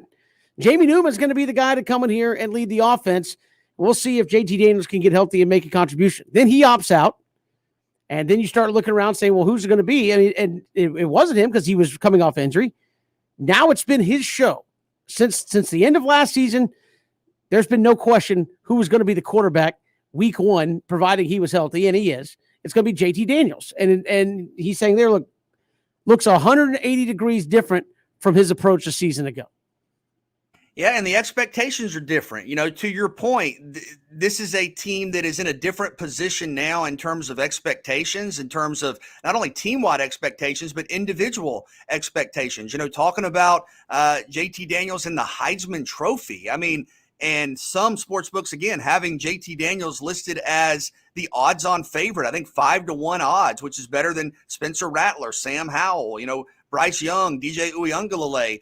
The pressure is there. And I do think it was interesting to get Connor's perspective on how the team handles that, because I don't know if you feel the same way, Kev. You've been in it a little longer than me, but for kind of my career, well, you have. I mean, old guy. We talked about it.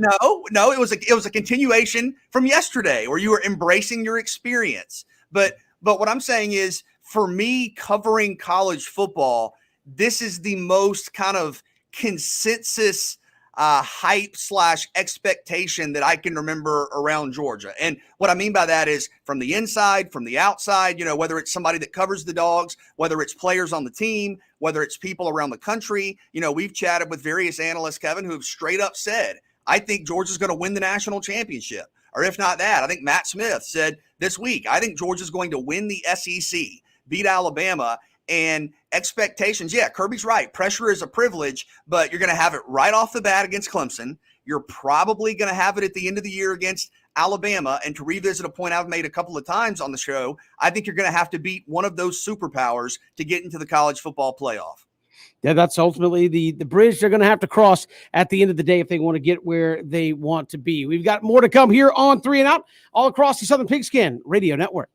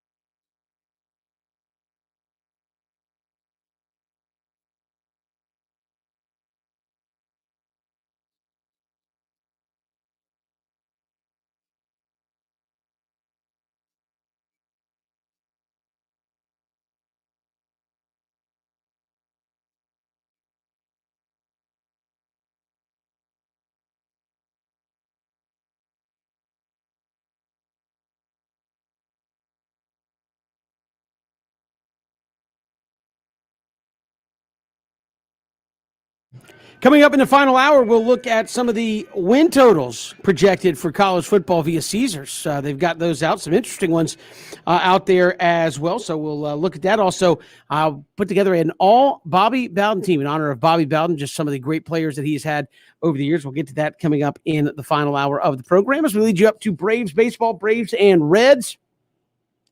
Have Travis d'Arnaud back tonight in the lineup. I was reading that since – I don't know. It might be for the entirety of the season. You lost Travis d'Arnaud pretty good. The Braves catchers are dead last in Major League Baseball in batting average, so it's got nowhere to go but up.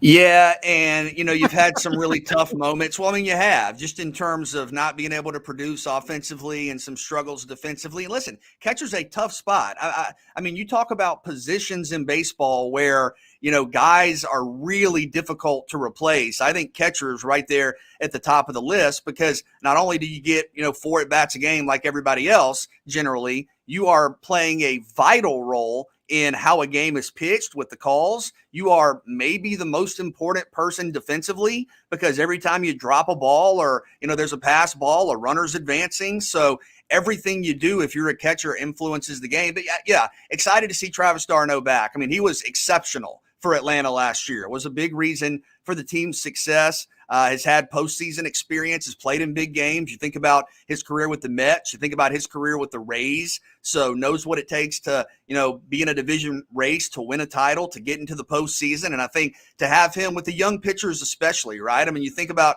Kyle Muller or Tuki Toussaint, or you think about some of the young guys that are, even Ian Anderson. They had the start at Gwinnett last night. You're talking about young pitchers that can always benefit from a veteran and a guy who's competed and had success at a high level. But I think there's a lot of optimism around the Braves, and it feels a little bit out of place given that you've only had a couple of days all season with a winning record. But to me, it really feels like the way this team is playing, I don't want to chalk up wins, but when you look ahead to the schedule the Braves have, at least in the short term, and the schedule the Phillies have and the Mets have, you have right now the Phillies playing the Dodgers. Well, guess who the Mets play this weekend? The Mets this weekend play the Dodgers. So that can only help you when you think about how good LA is, and you have some winnable series on paper coming up. But it really does feel like Atlanta is emerging. I know they're in second right now, but potentially is the team to beat in this division.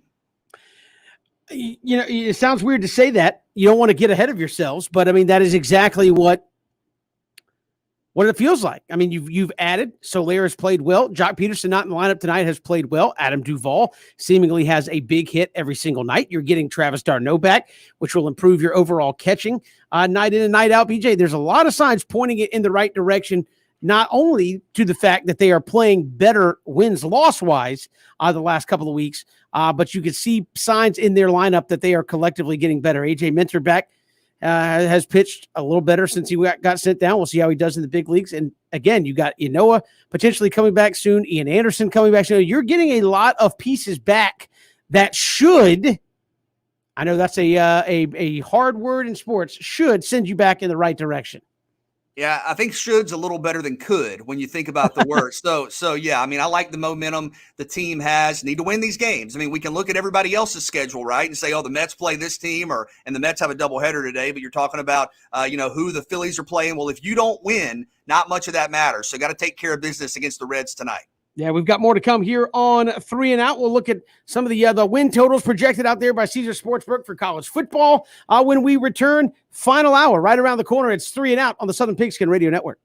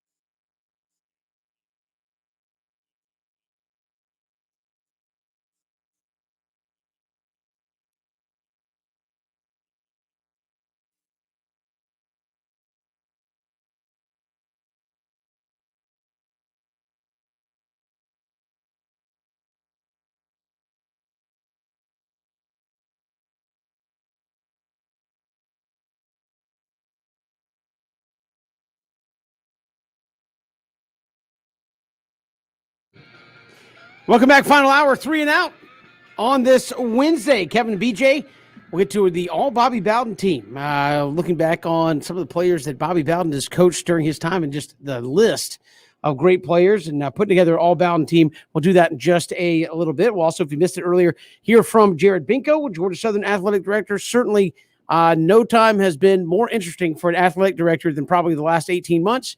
And that just happens to coincide with how long he's been athletic director at Georgia Southern. So we'll hear from him coming up in just a little bit. But BJ, over-unders, win totals out from the Caesars Sportsbook. Want to get your thoughts on some of these that were put out there today. Some interesting ones out there as well. Auburn, new coaching staff, new offensive defensive coordinator, Brian Harsonen as the head coach.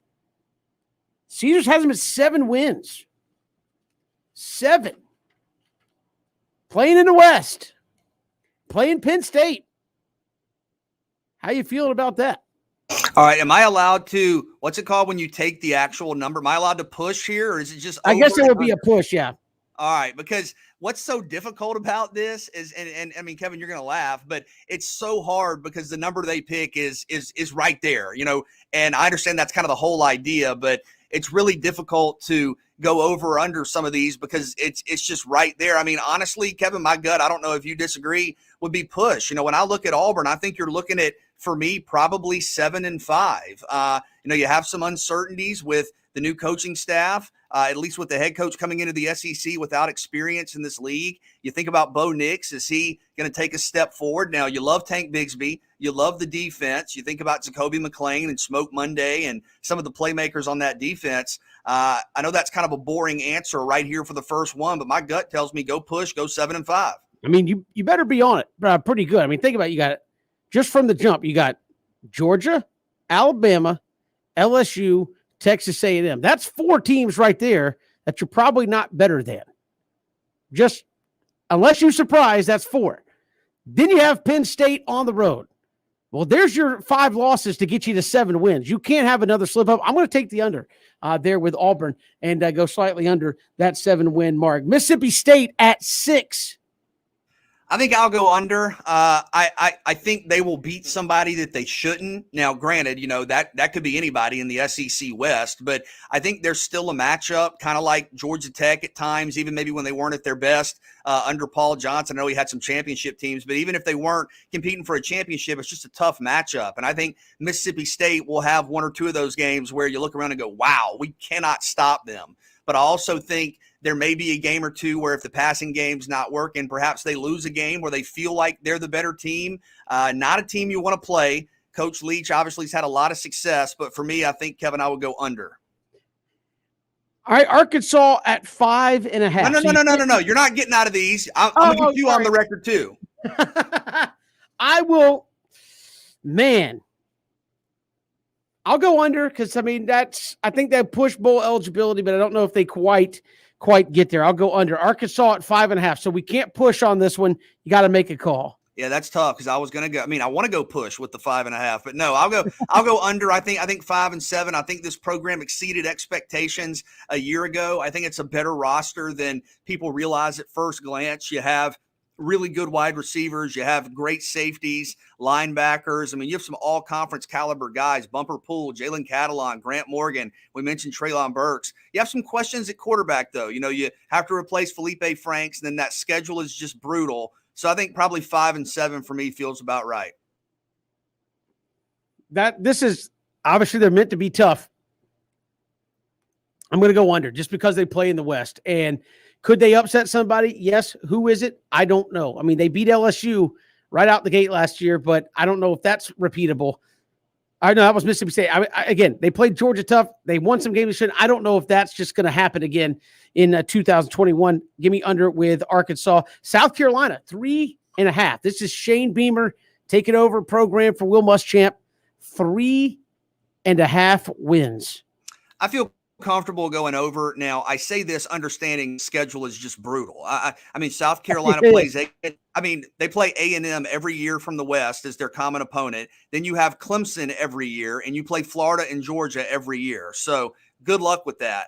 It is a brutal schedule. But I also think this team, as I've said a couple of times this summer, I think it's a better team than people realize. I mean, I think you have the best running back in the SEC in Kevin Harris. I think you have one of the best front sevens in the SEC with Kingsley Enagbare. You're talking about Jordan Birch. You're talking about Connor Strawn coming in from Georgia State, who led the nation in sacks a year ago. I know when we had Coach Beamer on, he talked about I really like my offensive line.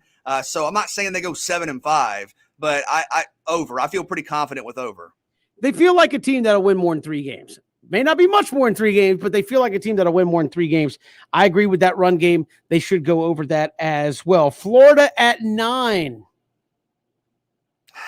I hate to be boring again, but I think push. I think 9-3 would probably be my guess for the Gators. I do think they're going to be better than maybe the people who have them as a fringe top 25 team. But I think saying 10-2 when you play Alabama and LSU and Georgia is a lot to ask. I think many people would kind of nod their head and say, okay, that's about what I expected. If you lose to Georgia, lose to Alabama, lose to LSU, and win every other game, I think that would sound about right. So for me, 9-3, I'll go push.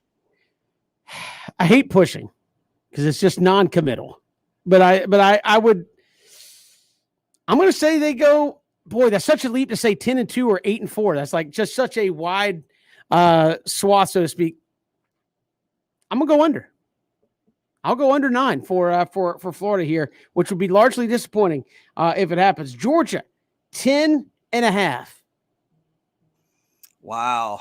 I think at this point you go over. I think you look at a team that has experienced talent at every single position. I mean, where are the questions? If you're telling me your questions are in the secondary and that's where you just got an All-American corner via transfer and an All-American safety via transfer, I think that's a pretty good situation. If you're telling me it's the offensive line, well, you have 4 and 5 stars everywhere and a former SEC head coach coaching that group. I know you have Clemson. I know you have Florida.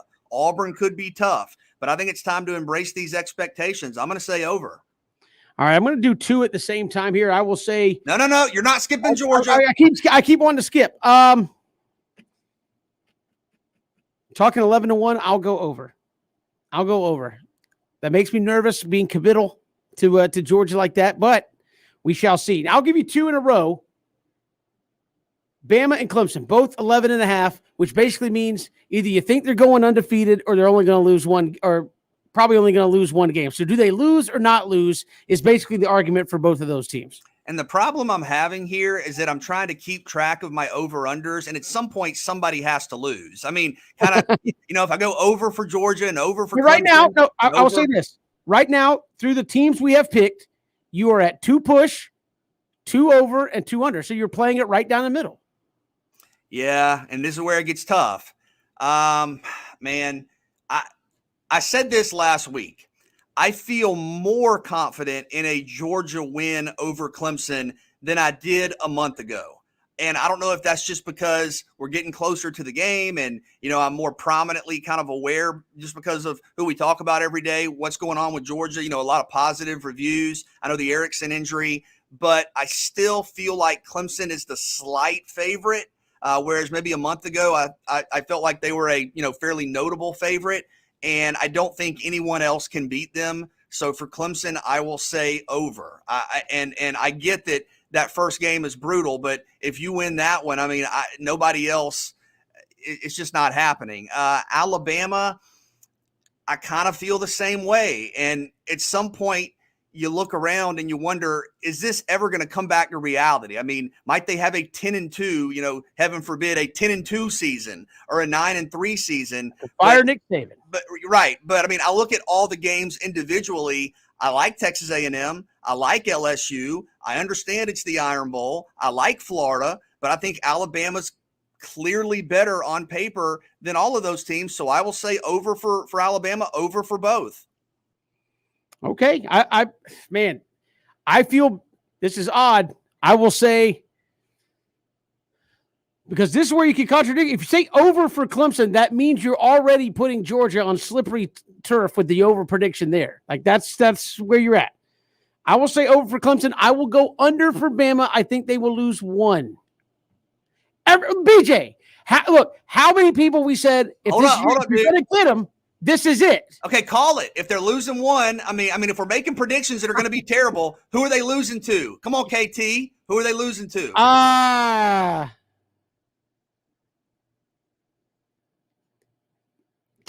LSU. I'll just go LSU. That seems to be the one that probably defensively can match up with them the best. Texas A&M, they're going to have to win a shootout. Don't feel good about that.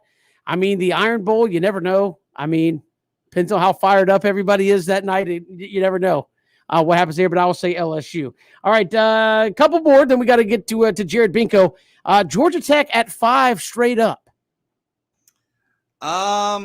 That feels about right. And I know a lot of people may be saying, oh, you got to go under. The schedule's brutal. I agree. The schedule is it might be the toughest schedule in the country. But I also think Georgia Tech is ready for a considerable step forward. I think, like Mississippi State, they're going to beat somebody that you don't anticipate, maybe a Miami, maybe a North Carolina. I'm not saying they're going to beat Clemson or Georgia. I'm not saying that, but might put a scare into Notre Dame. So give me the push. I'll take Georgia Tech at 5. Yeah, this is interesting because you just don't know who they're going to be able to beat to make you feel good about that. And I'm not saying they can't, but you saw a team last year that obviously struggled some in big moments. They did beat Florida State, but Florida State struggled. And then at the end of the season, you just kind of said, nope, we're not playing. That was one of those teams that got to the last week of the season. They're like, nope, we're just done for a lack of players, what have you. So I don't have a good read on what they could potentially do. 5 on some way of thinking seems like a bit much, but then you could say, well, they've recruited better. They should be able to get to that number. We'll have to wait and see. My gut says under instead of pushing on that. We shall see. Coastal Carolina at 10. They went undefeated regular season last year. BJ, can they get 10 wins, go 10-2 this go round? No, I feel comfortable they can win 11. I'll go over. If you lose one game and you can still win this if you go over, I feel confident with Coastal Carolina.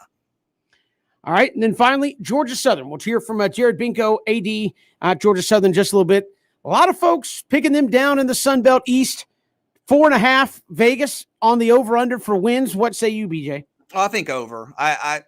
Listen. You're talking about another just really difficult schedule, and you're looking at. I believe you have Coastal Carolina and Louisiana and BYU all at home, and because of that, I think you will win one of those games. You have App State. You think about Arkansas. You think about FAU. It's a really difficult schedule, but I think 4.5 is too low. This is a good team, a lot of leadership. I think over for Georgia Southern. Well, it wasn't that long ago when people weren't expecting much from Georgia Southern that they had the biggest single season turnaround in college football history, winning 8 more games than they won the previous season. I don't know if that's going to be what happens here, but I do feel like this is a better team than what people are giving them credit for. I know they have some quarterback issues, but the offense works, right? I mean, we've seen Georgia Southern when their offense is going, it works. Defensively, they look to be pretty solid, have one of the best corners in the country coming back. I think it's going to be very interesting to watch this Georgia Southern team who maybe not getting a lot of preseason, and maybe that's the kind of the rep they start getting here in the Sun Belt. BJ is like, hey, Georgia Southern's a team that preseason doesn't get a lot of love for whatever reason, and they seem to overachieve from preseason expectations. I think they're going to do that this year as well. I will say over. We will come back. We will hear from Jared Binko, Georgia Southern AD. We'll talk Georgia Southern athletics, certainly what a year plus it's been for him on the job and what he's looking forward to here in 2021 when football season rolls around. This is 3 and Out on the Southern Pigskin Radio Network.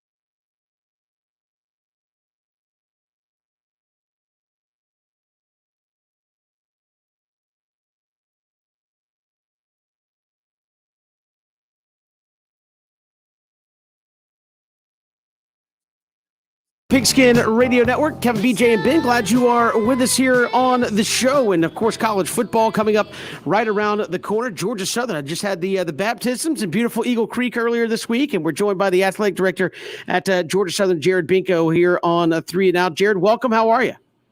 Great. You mentioned the baptism. We last year, Coach Berg, Coach Lunsford, and myself, we went full immersion in beautiful Eagle Creek, which is a testament to our dedication to getting baptized here in Eagle Creek, and not many people went through that process this week. So we need to have another rebaptism where you got to put your head underwater. Now, I think it would help too if we get some moving water down there. We'd probably get more people engaged in doing that, but we'll see what we can do. So. We'll talk about go ahead. How special are those traditions? I mean, we see it every year. I mean, this has got to be what makes being at a place like Georgia Southern so awesome. No, it is, BJ. I'll tell you, I tell people all the time, there's more tradition here in 40 years than I think anywhere else in the country. And so, it's just amazing. You start thinking about all the traditions and Coach Russell and what he brought to Statesboro. I mean, it blows your mind because he was as great of a coach as he was an elite coach and even a better person. I mean, his marketing ability and his ability to message things and create traditions was unmatched. So, yeah, it was really cool. And I did share some advice and digress here, but when I went in, no one told me it was like jagged rocks. And so I stepped in and fell because I stepped on a sharp rock. And I said, listen, I was expecting like a pond bottom. You hop in the pond, it's like soft mud.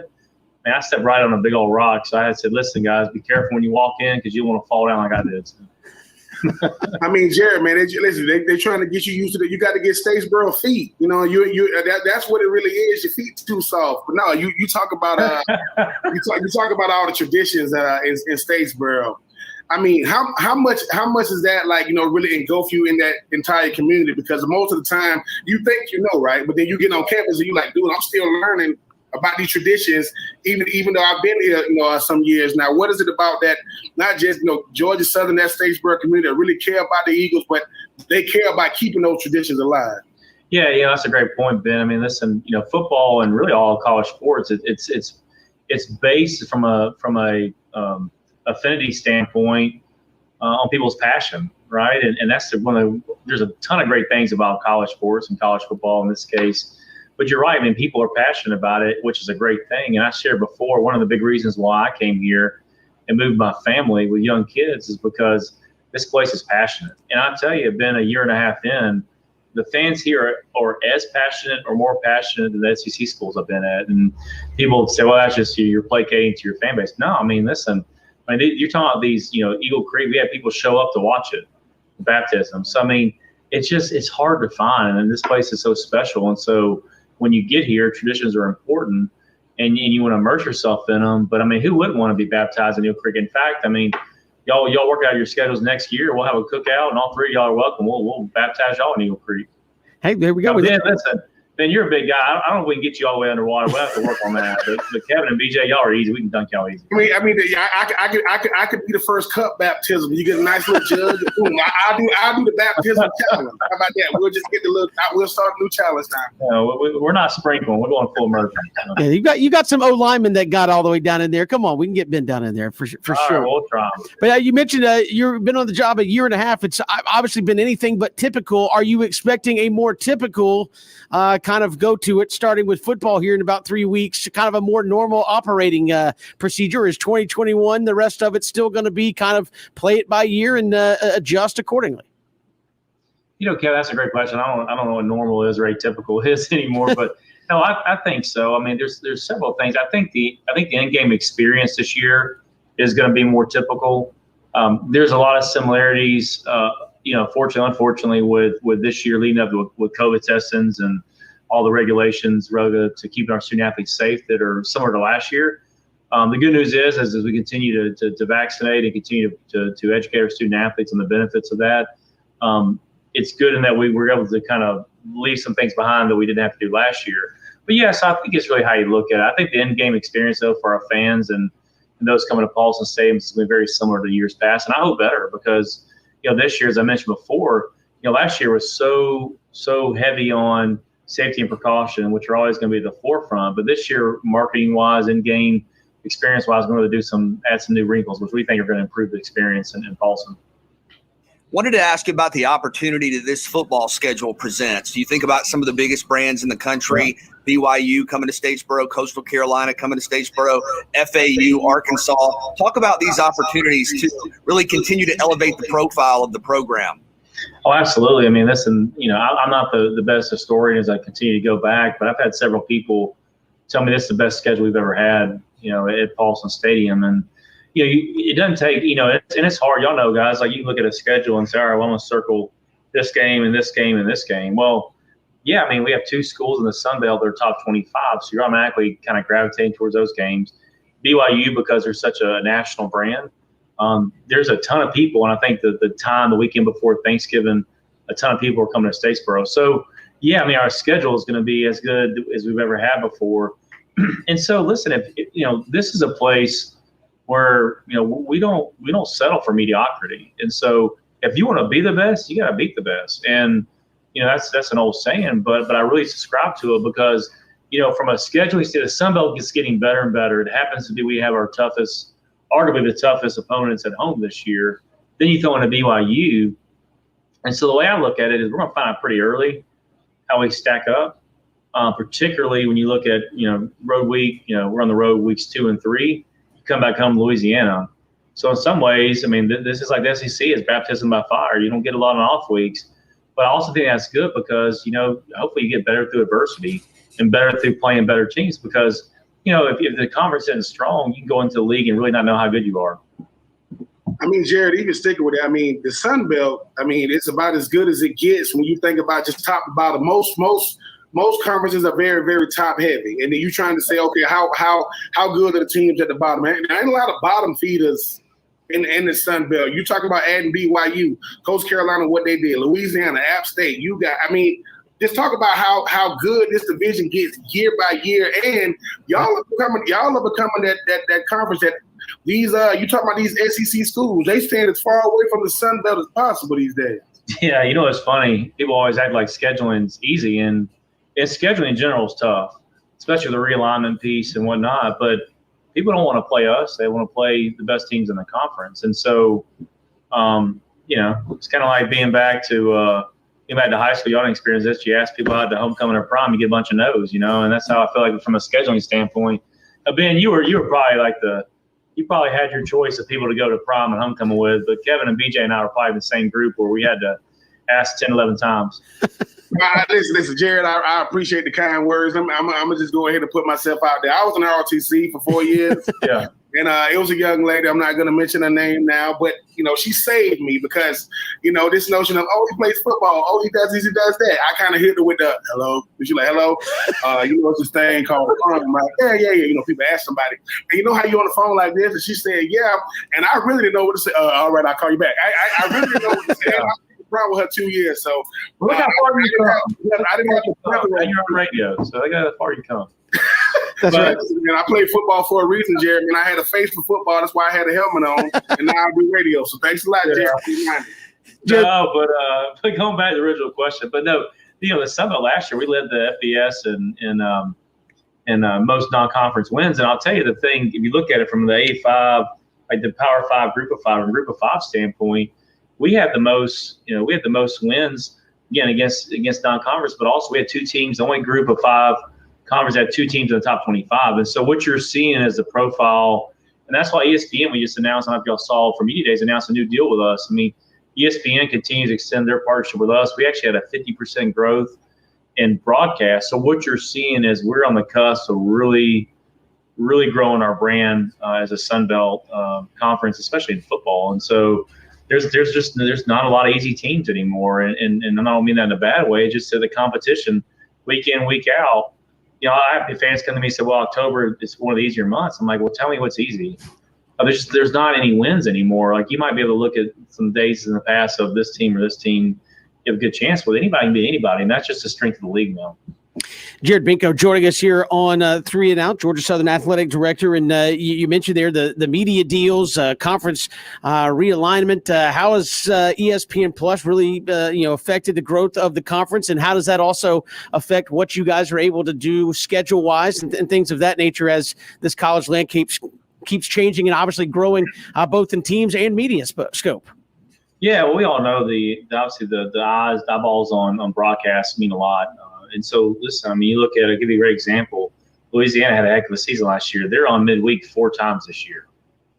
And so, generally speaking, the Sun Belt with ESPN, the more you win and win at a high level, the more opportunities you're going to have to be on the main ESPN broadcast, which is invaluable from a brand exposure standpoint. Obviously, continue to win, you get more fans, and obviously there's a correlation there with people that apply to school there. So, listen, I think it's huge, and for us, that's why we focus a lot on game times. I mean, look at our schedule right now. We have 4 games at home that are 6 o'clock starts and they're kickoffs, and 2 that are at 4. So we're trying to set up to be in those primetime windows to get more people, both in venue, have a great experience here at Paulson, but also get more eyeballs on the broadcast at home. And the more viewerships we have, because we have an awesome fan base, then we're going to be jockeying for better time slots on TV, which eventually expands our brand beyond the Southeast and nationally. When you look at all that's going on in college sports, of course, name, image, likeness, but also some of the conference realignment stuff. I mean, how big a part are those storylines of kind of are those a part of your day-to-day routine with so much that's going on, or do you kind of take more of a peripheral view on some of that stuff day to day? Yeah, I mean, I don't think about it all the time. BJ, I'll tell you, I think right now, we actually had a call as a conference yesterday and talked about kind of where we are. Right now, it's kind of from a conference realignment standpoint, it's a little bit of a waiting game to say, hey, listen, this is playing chess and not checkers. And so, there's a couple of, not so much schools, but conferences that there's some inclination of, all right, well, let's just be honest with you, like, where does the Big 12 turn, right? And so, based upon, there's a lot of food for thought of where the Big 12, potentially where they look at adding schools, or I'm assuming adding schools. It's all speculative at this point. Then where are those schools coming from, and what's the domino effect? And then, I don't think there'll be as much immediate movement like in the next month or two. But I do think there's going to be a chain of reactions that does get set off in the next year or two that will eventually kind of spiral and continue to really impact. Because it truly is a domino effect. I think the big blocks fell, obviously with Texas and Oklahoma, but the reverberations of that, I don't know. There's so much money tied up with these TV deals, and there's so much exit money tied up as well. It's just not as easy as saying, hey, I want to make a move here and be in your conference tomorrow. There's a lot of things that go into that decision. And Jared, I know TV deals is obviously one of the lifebloods as far as like exposure when it comes to college athletics. But name and image likeness is going to go to another level. I mean, I'm not going to mention the brands, but how far are we away from these big brands start coming to you guys as athletic directors saying, listen, these are the players that we're targeting? Because at the end of the day, what I do like about NIL is a chance for these young people, both male and female, to generate revenue, but they don't understand money, no matter how you look at it. Yeah. How much does Georgia Southern say, listen, we're going to wrap our arms around you guys, and not necessarily tell you what you got to do, but kind of show you what you're heading towards? Yeah, Ben, part of that when we created the Apex program last year was knowing this was coming and really enhancing our educational component, because that's something we can control, right? The free market will control what deals could happen, because obviously we can't arrange those. And so, to your point, it's interesting. There's a lot of parallels, because I'll give you a great case in point, like Allstate. You always see the Allstate signs, when the field goal nets that go up. Well, usually those, like at a corporate level, are done across the country. They're a nationwide deal, right? And there's some other examples. And so, a lot of your national brands purchase national buys, and it lumps in 60 schools, right? I think what you're seeing at our level and others is you're seeing a lot of regional and local companies get involved. I think some people are still filling it out, to be honest with you. Ben, I think, one, from our student athletes, we're doing everything we can to continue to enhance their brand, educate them, and best practices. But I think it'll start probably locally, at least at our level, with local businesses and whatnot. And then I think you'll see it expand, because, listen, some companies are looking at, all right, do I invest in an 18 to 22-year-old, right, who is a stellar student and is going to be a great representative of our brand. But you also understand, too, 18 to 22-year-olds are going to make mistakes. right? And so I've had some companies say, listen, I'm hesitant. And I think, too, the transfer portal, Ben, I think some companies, if they're going to invest, want to see that brand synergy and alignment for more than a year, right? And so part of that, I think some companies are trying to look at the landscape from what I've just heard feedback. But I'll tell you, on the flip side, we're doing everything we can when student athletes ask us educational pieces of how to do stuff. We're doing the best we can and then saying, hey, at the end of the day, if you want to work with company A, B, and C, that's between you and that company, right? So the education piece has never stopped. In fact, we've been proactive on it.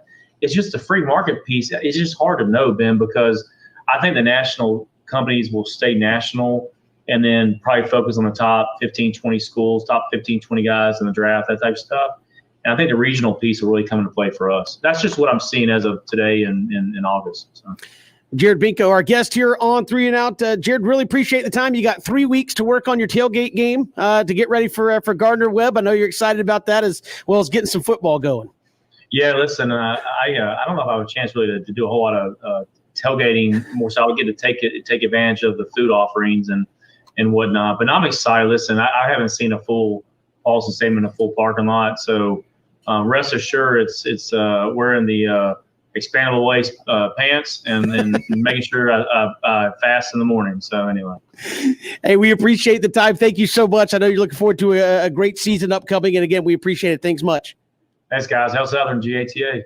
Appreciate it. Jared Binko, our guest here on 3 and Out. We'll come right back all across the Southern Pigskin Radio Network.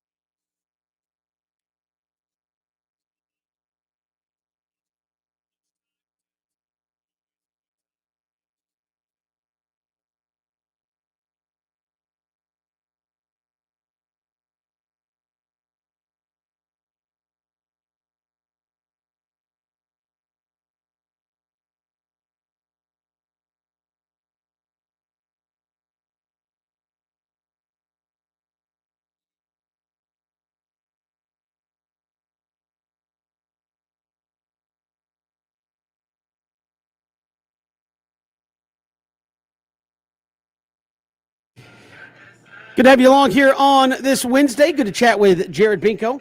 Obviously, always good to get the athletic director's perspective entering into a football season there in Statesboro. We appreciate him giving us some time to join us here on the program. Also, BJ, we talked earlier this week about the passing of Bobby Bowden, just his legacy in the game of football. And you talk about all the great players, and I started to sit down and think about it. What would an all Bobby Bowden team look like? And I know you came up with I'll call it a roster.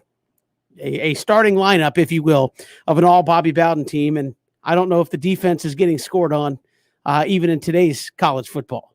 Oh, man, it's incredible. And you think about some of the iconic teams Bobby Bowden, the late Bobby Bowden, had at Florida State. And you're talking about college football Hall of Famers, pro football Hall of Famers, some of the more recognizable playmakers and stars in the history of the game. And, you know, when you look at it, I think you probably go Charlie Ward at quarterback. I know you have a couple of options there, Kev, but Charlie Ward kind of revolutionized that up-tempo offense, won the Heisman, won a national championship, of course, was a first-round NBA draft pick as well. But I think you think about Charlie Ward's just pure playmaking ability and leadership, and he's right there. I think at running back, you're probably going Warrick Dunn. It's the number one running back. That's, you know, a guy who, you know, a lot of Falcons fans, of course, still love. And Warrick Dunn, about as good as it gets when you talk about big-time playmakers at the running back position. You look at some of the wide receivers. I mean, does it get much better, Kev, than if you want to go with a couple, you go Peter Warrick and Anquan Bolden?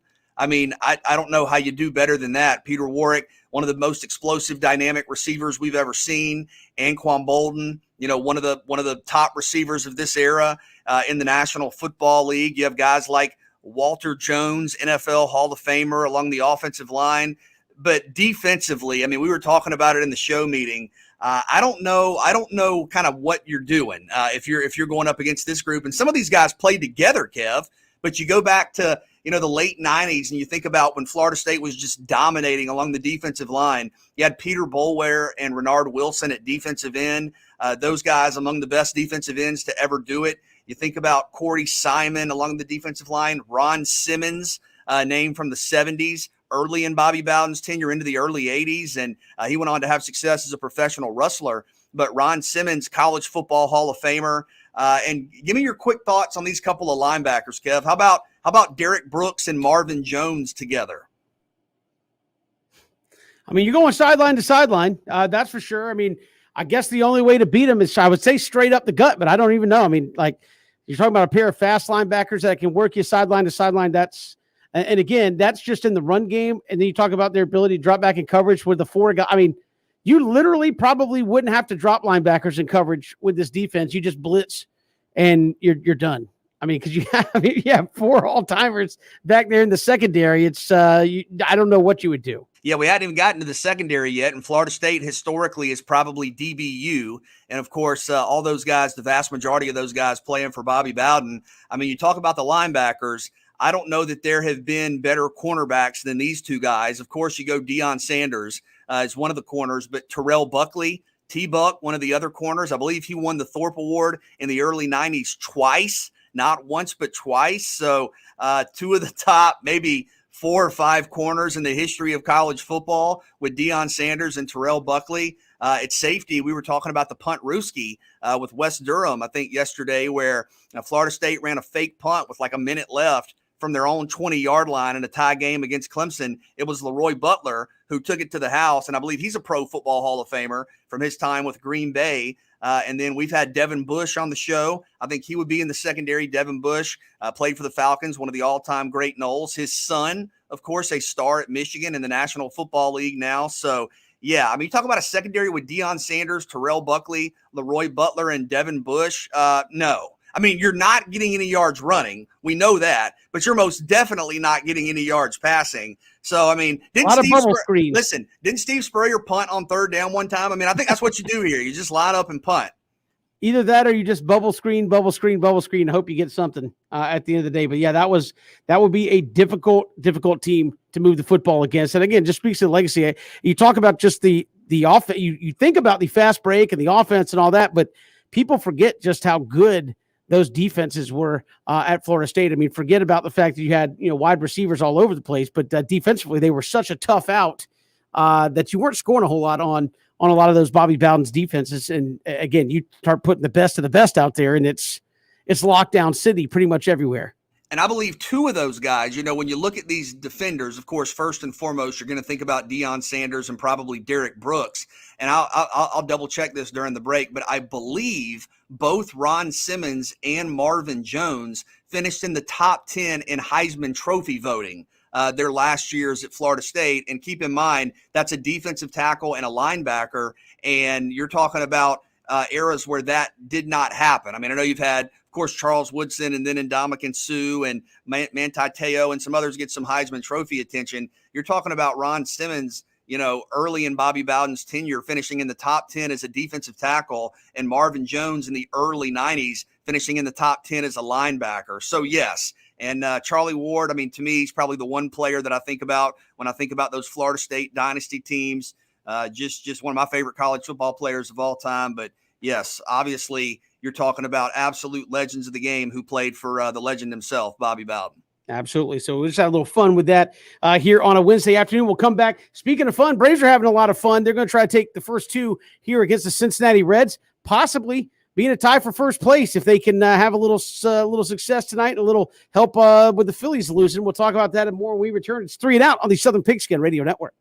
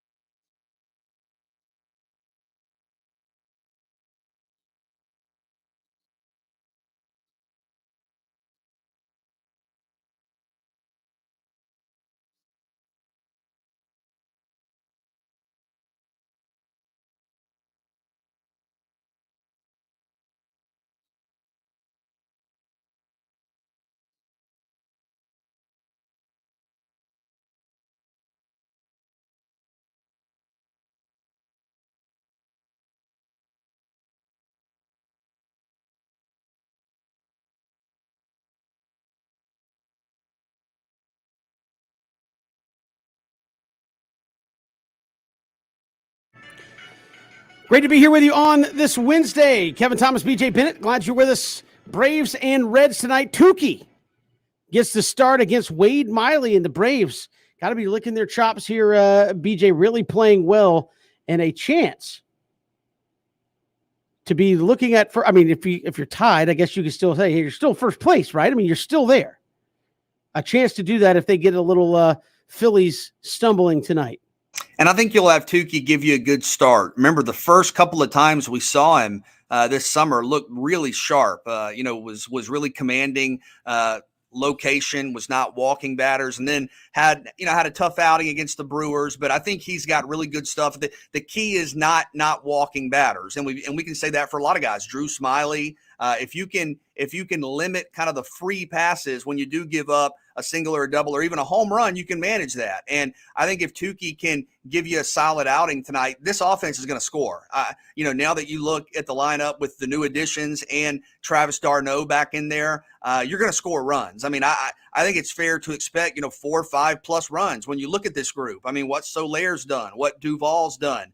You were able to score enough last night in a game where Ozzie and Freddie went a combined 0 for 8. I mean, imagine that. Ozzie and Freddie go 0 for 8 and you still win. And those guys aren't going to go 0 for in back-to-back nights. So I expect offensive production tonight from the Braves. Hopefully Tukey can give you a good start. With a win and the Dodgers beating the Phillies, do I say Braves in first place or do I say tied for first place? You just leave it, hey, first place. First place is first place. I mean, given that we were, talking about will the Braves ever win 2 games in a row, I think you can just say first place. I think the tied for first place would be implied, and you can just sort of say Braves are in first place, right?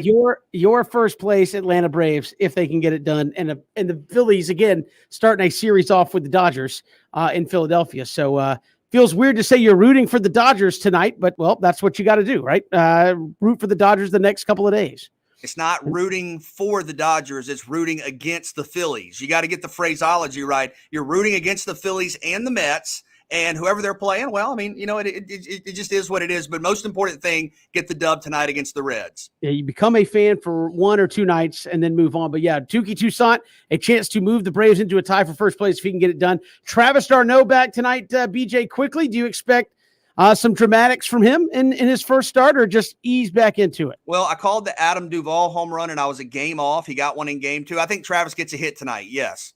So no home run shot, but he will be a contributor to the offense, which is more than Kevin Smith has been when he was out there. So nowhere to go but up with the catcher power there as well. Appreciate Connor Riley, Dog Nation, joining us here on 3 and Out. Also, Jared Binko, Georgia Southern Athletic Director, for joining us here on the program as well. If you missed any of that, ESPNCoastal.com, our YouTube page, get the podcast version 3 and Out, Southern Pigskin Radio Network.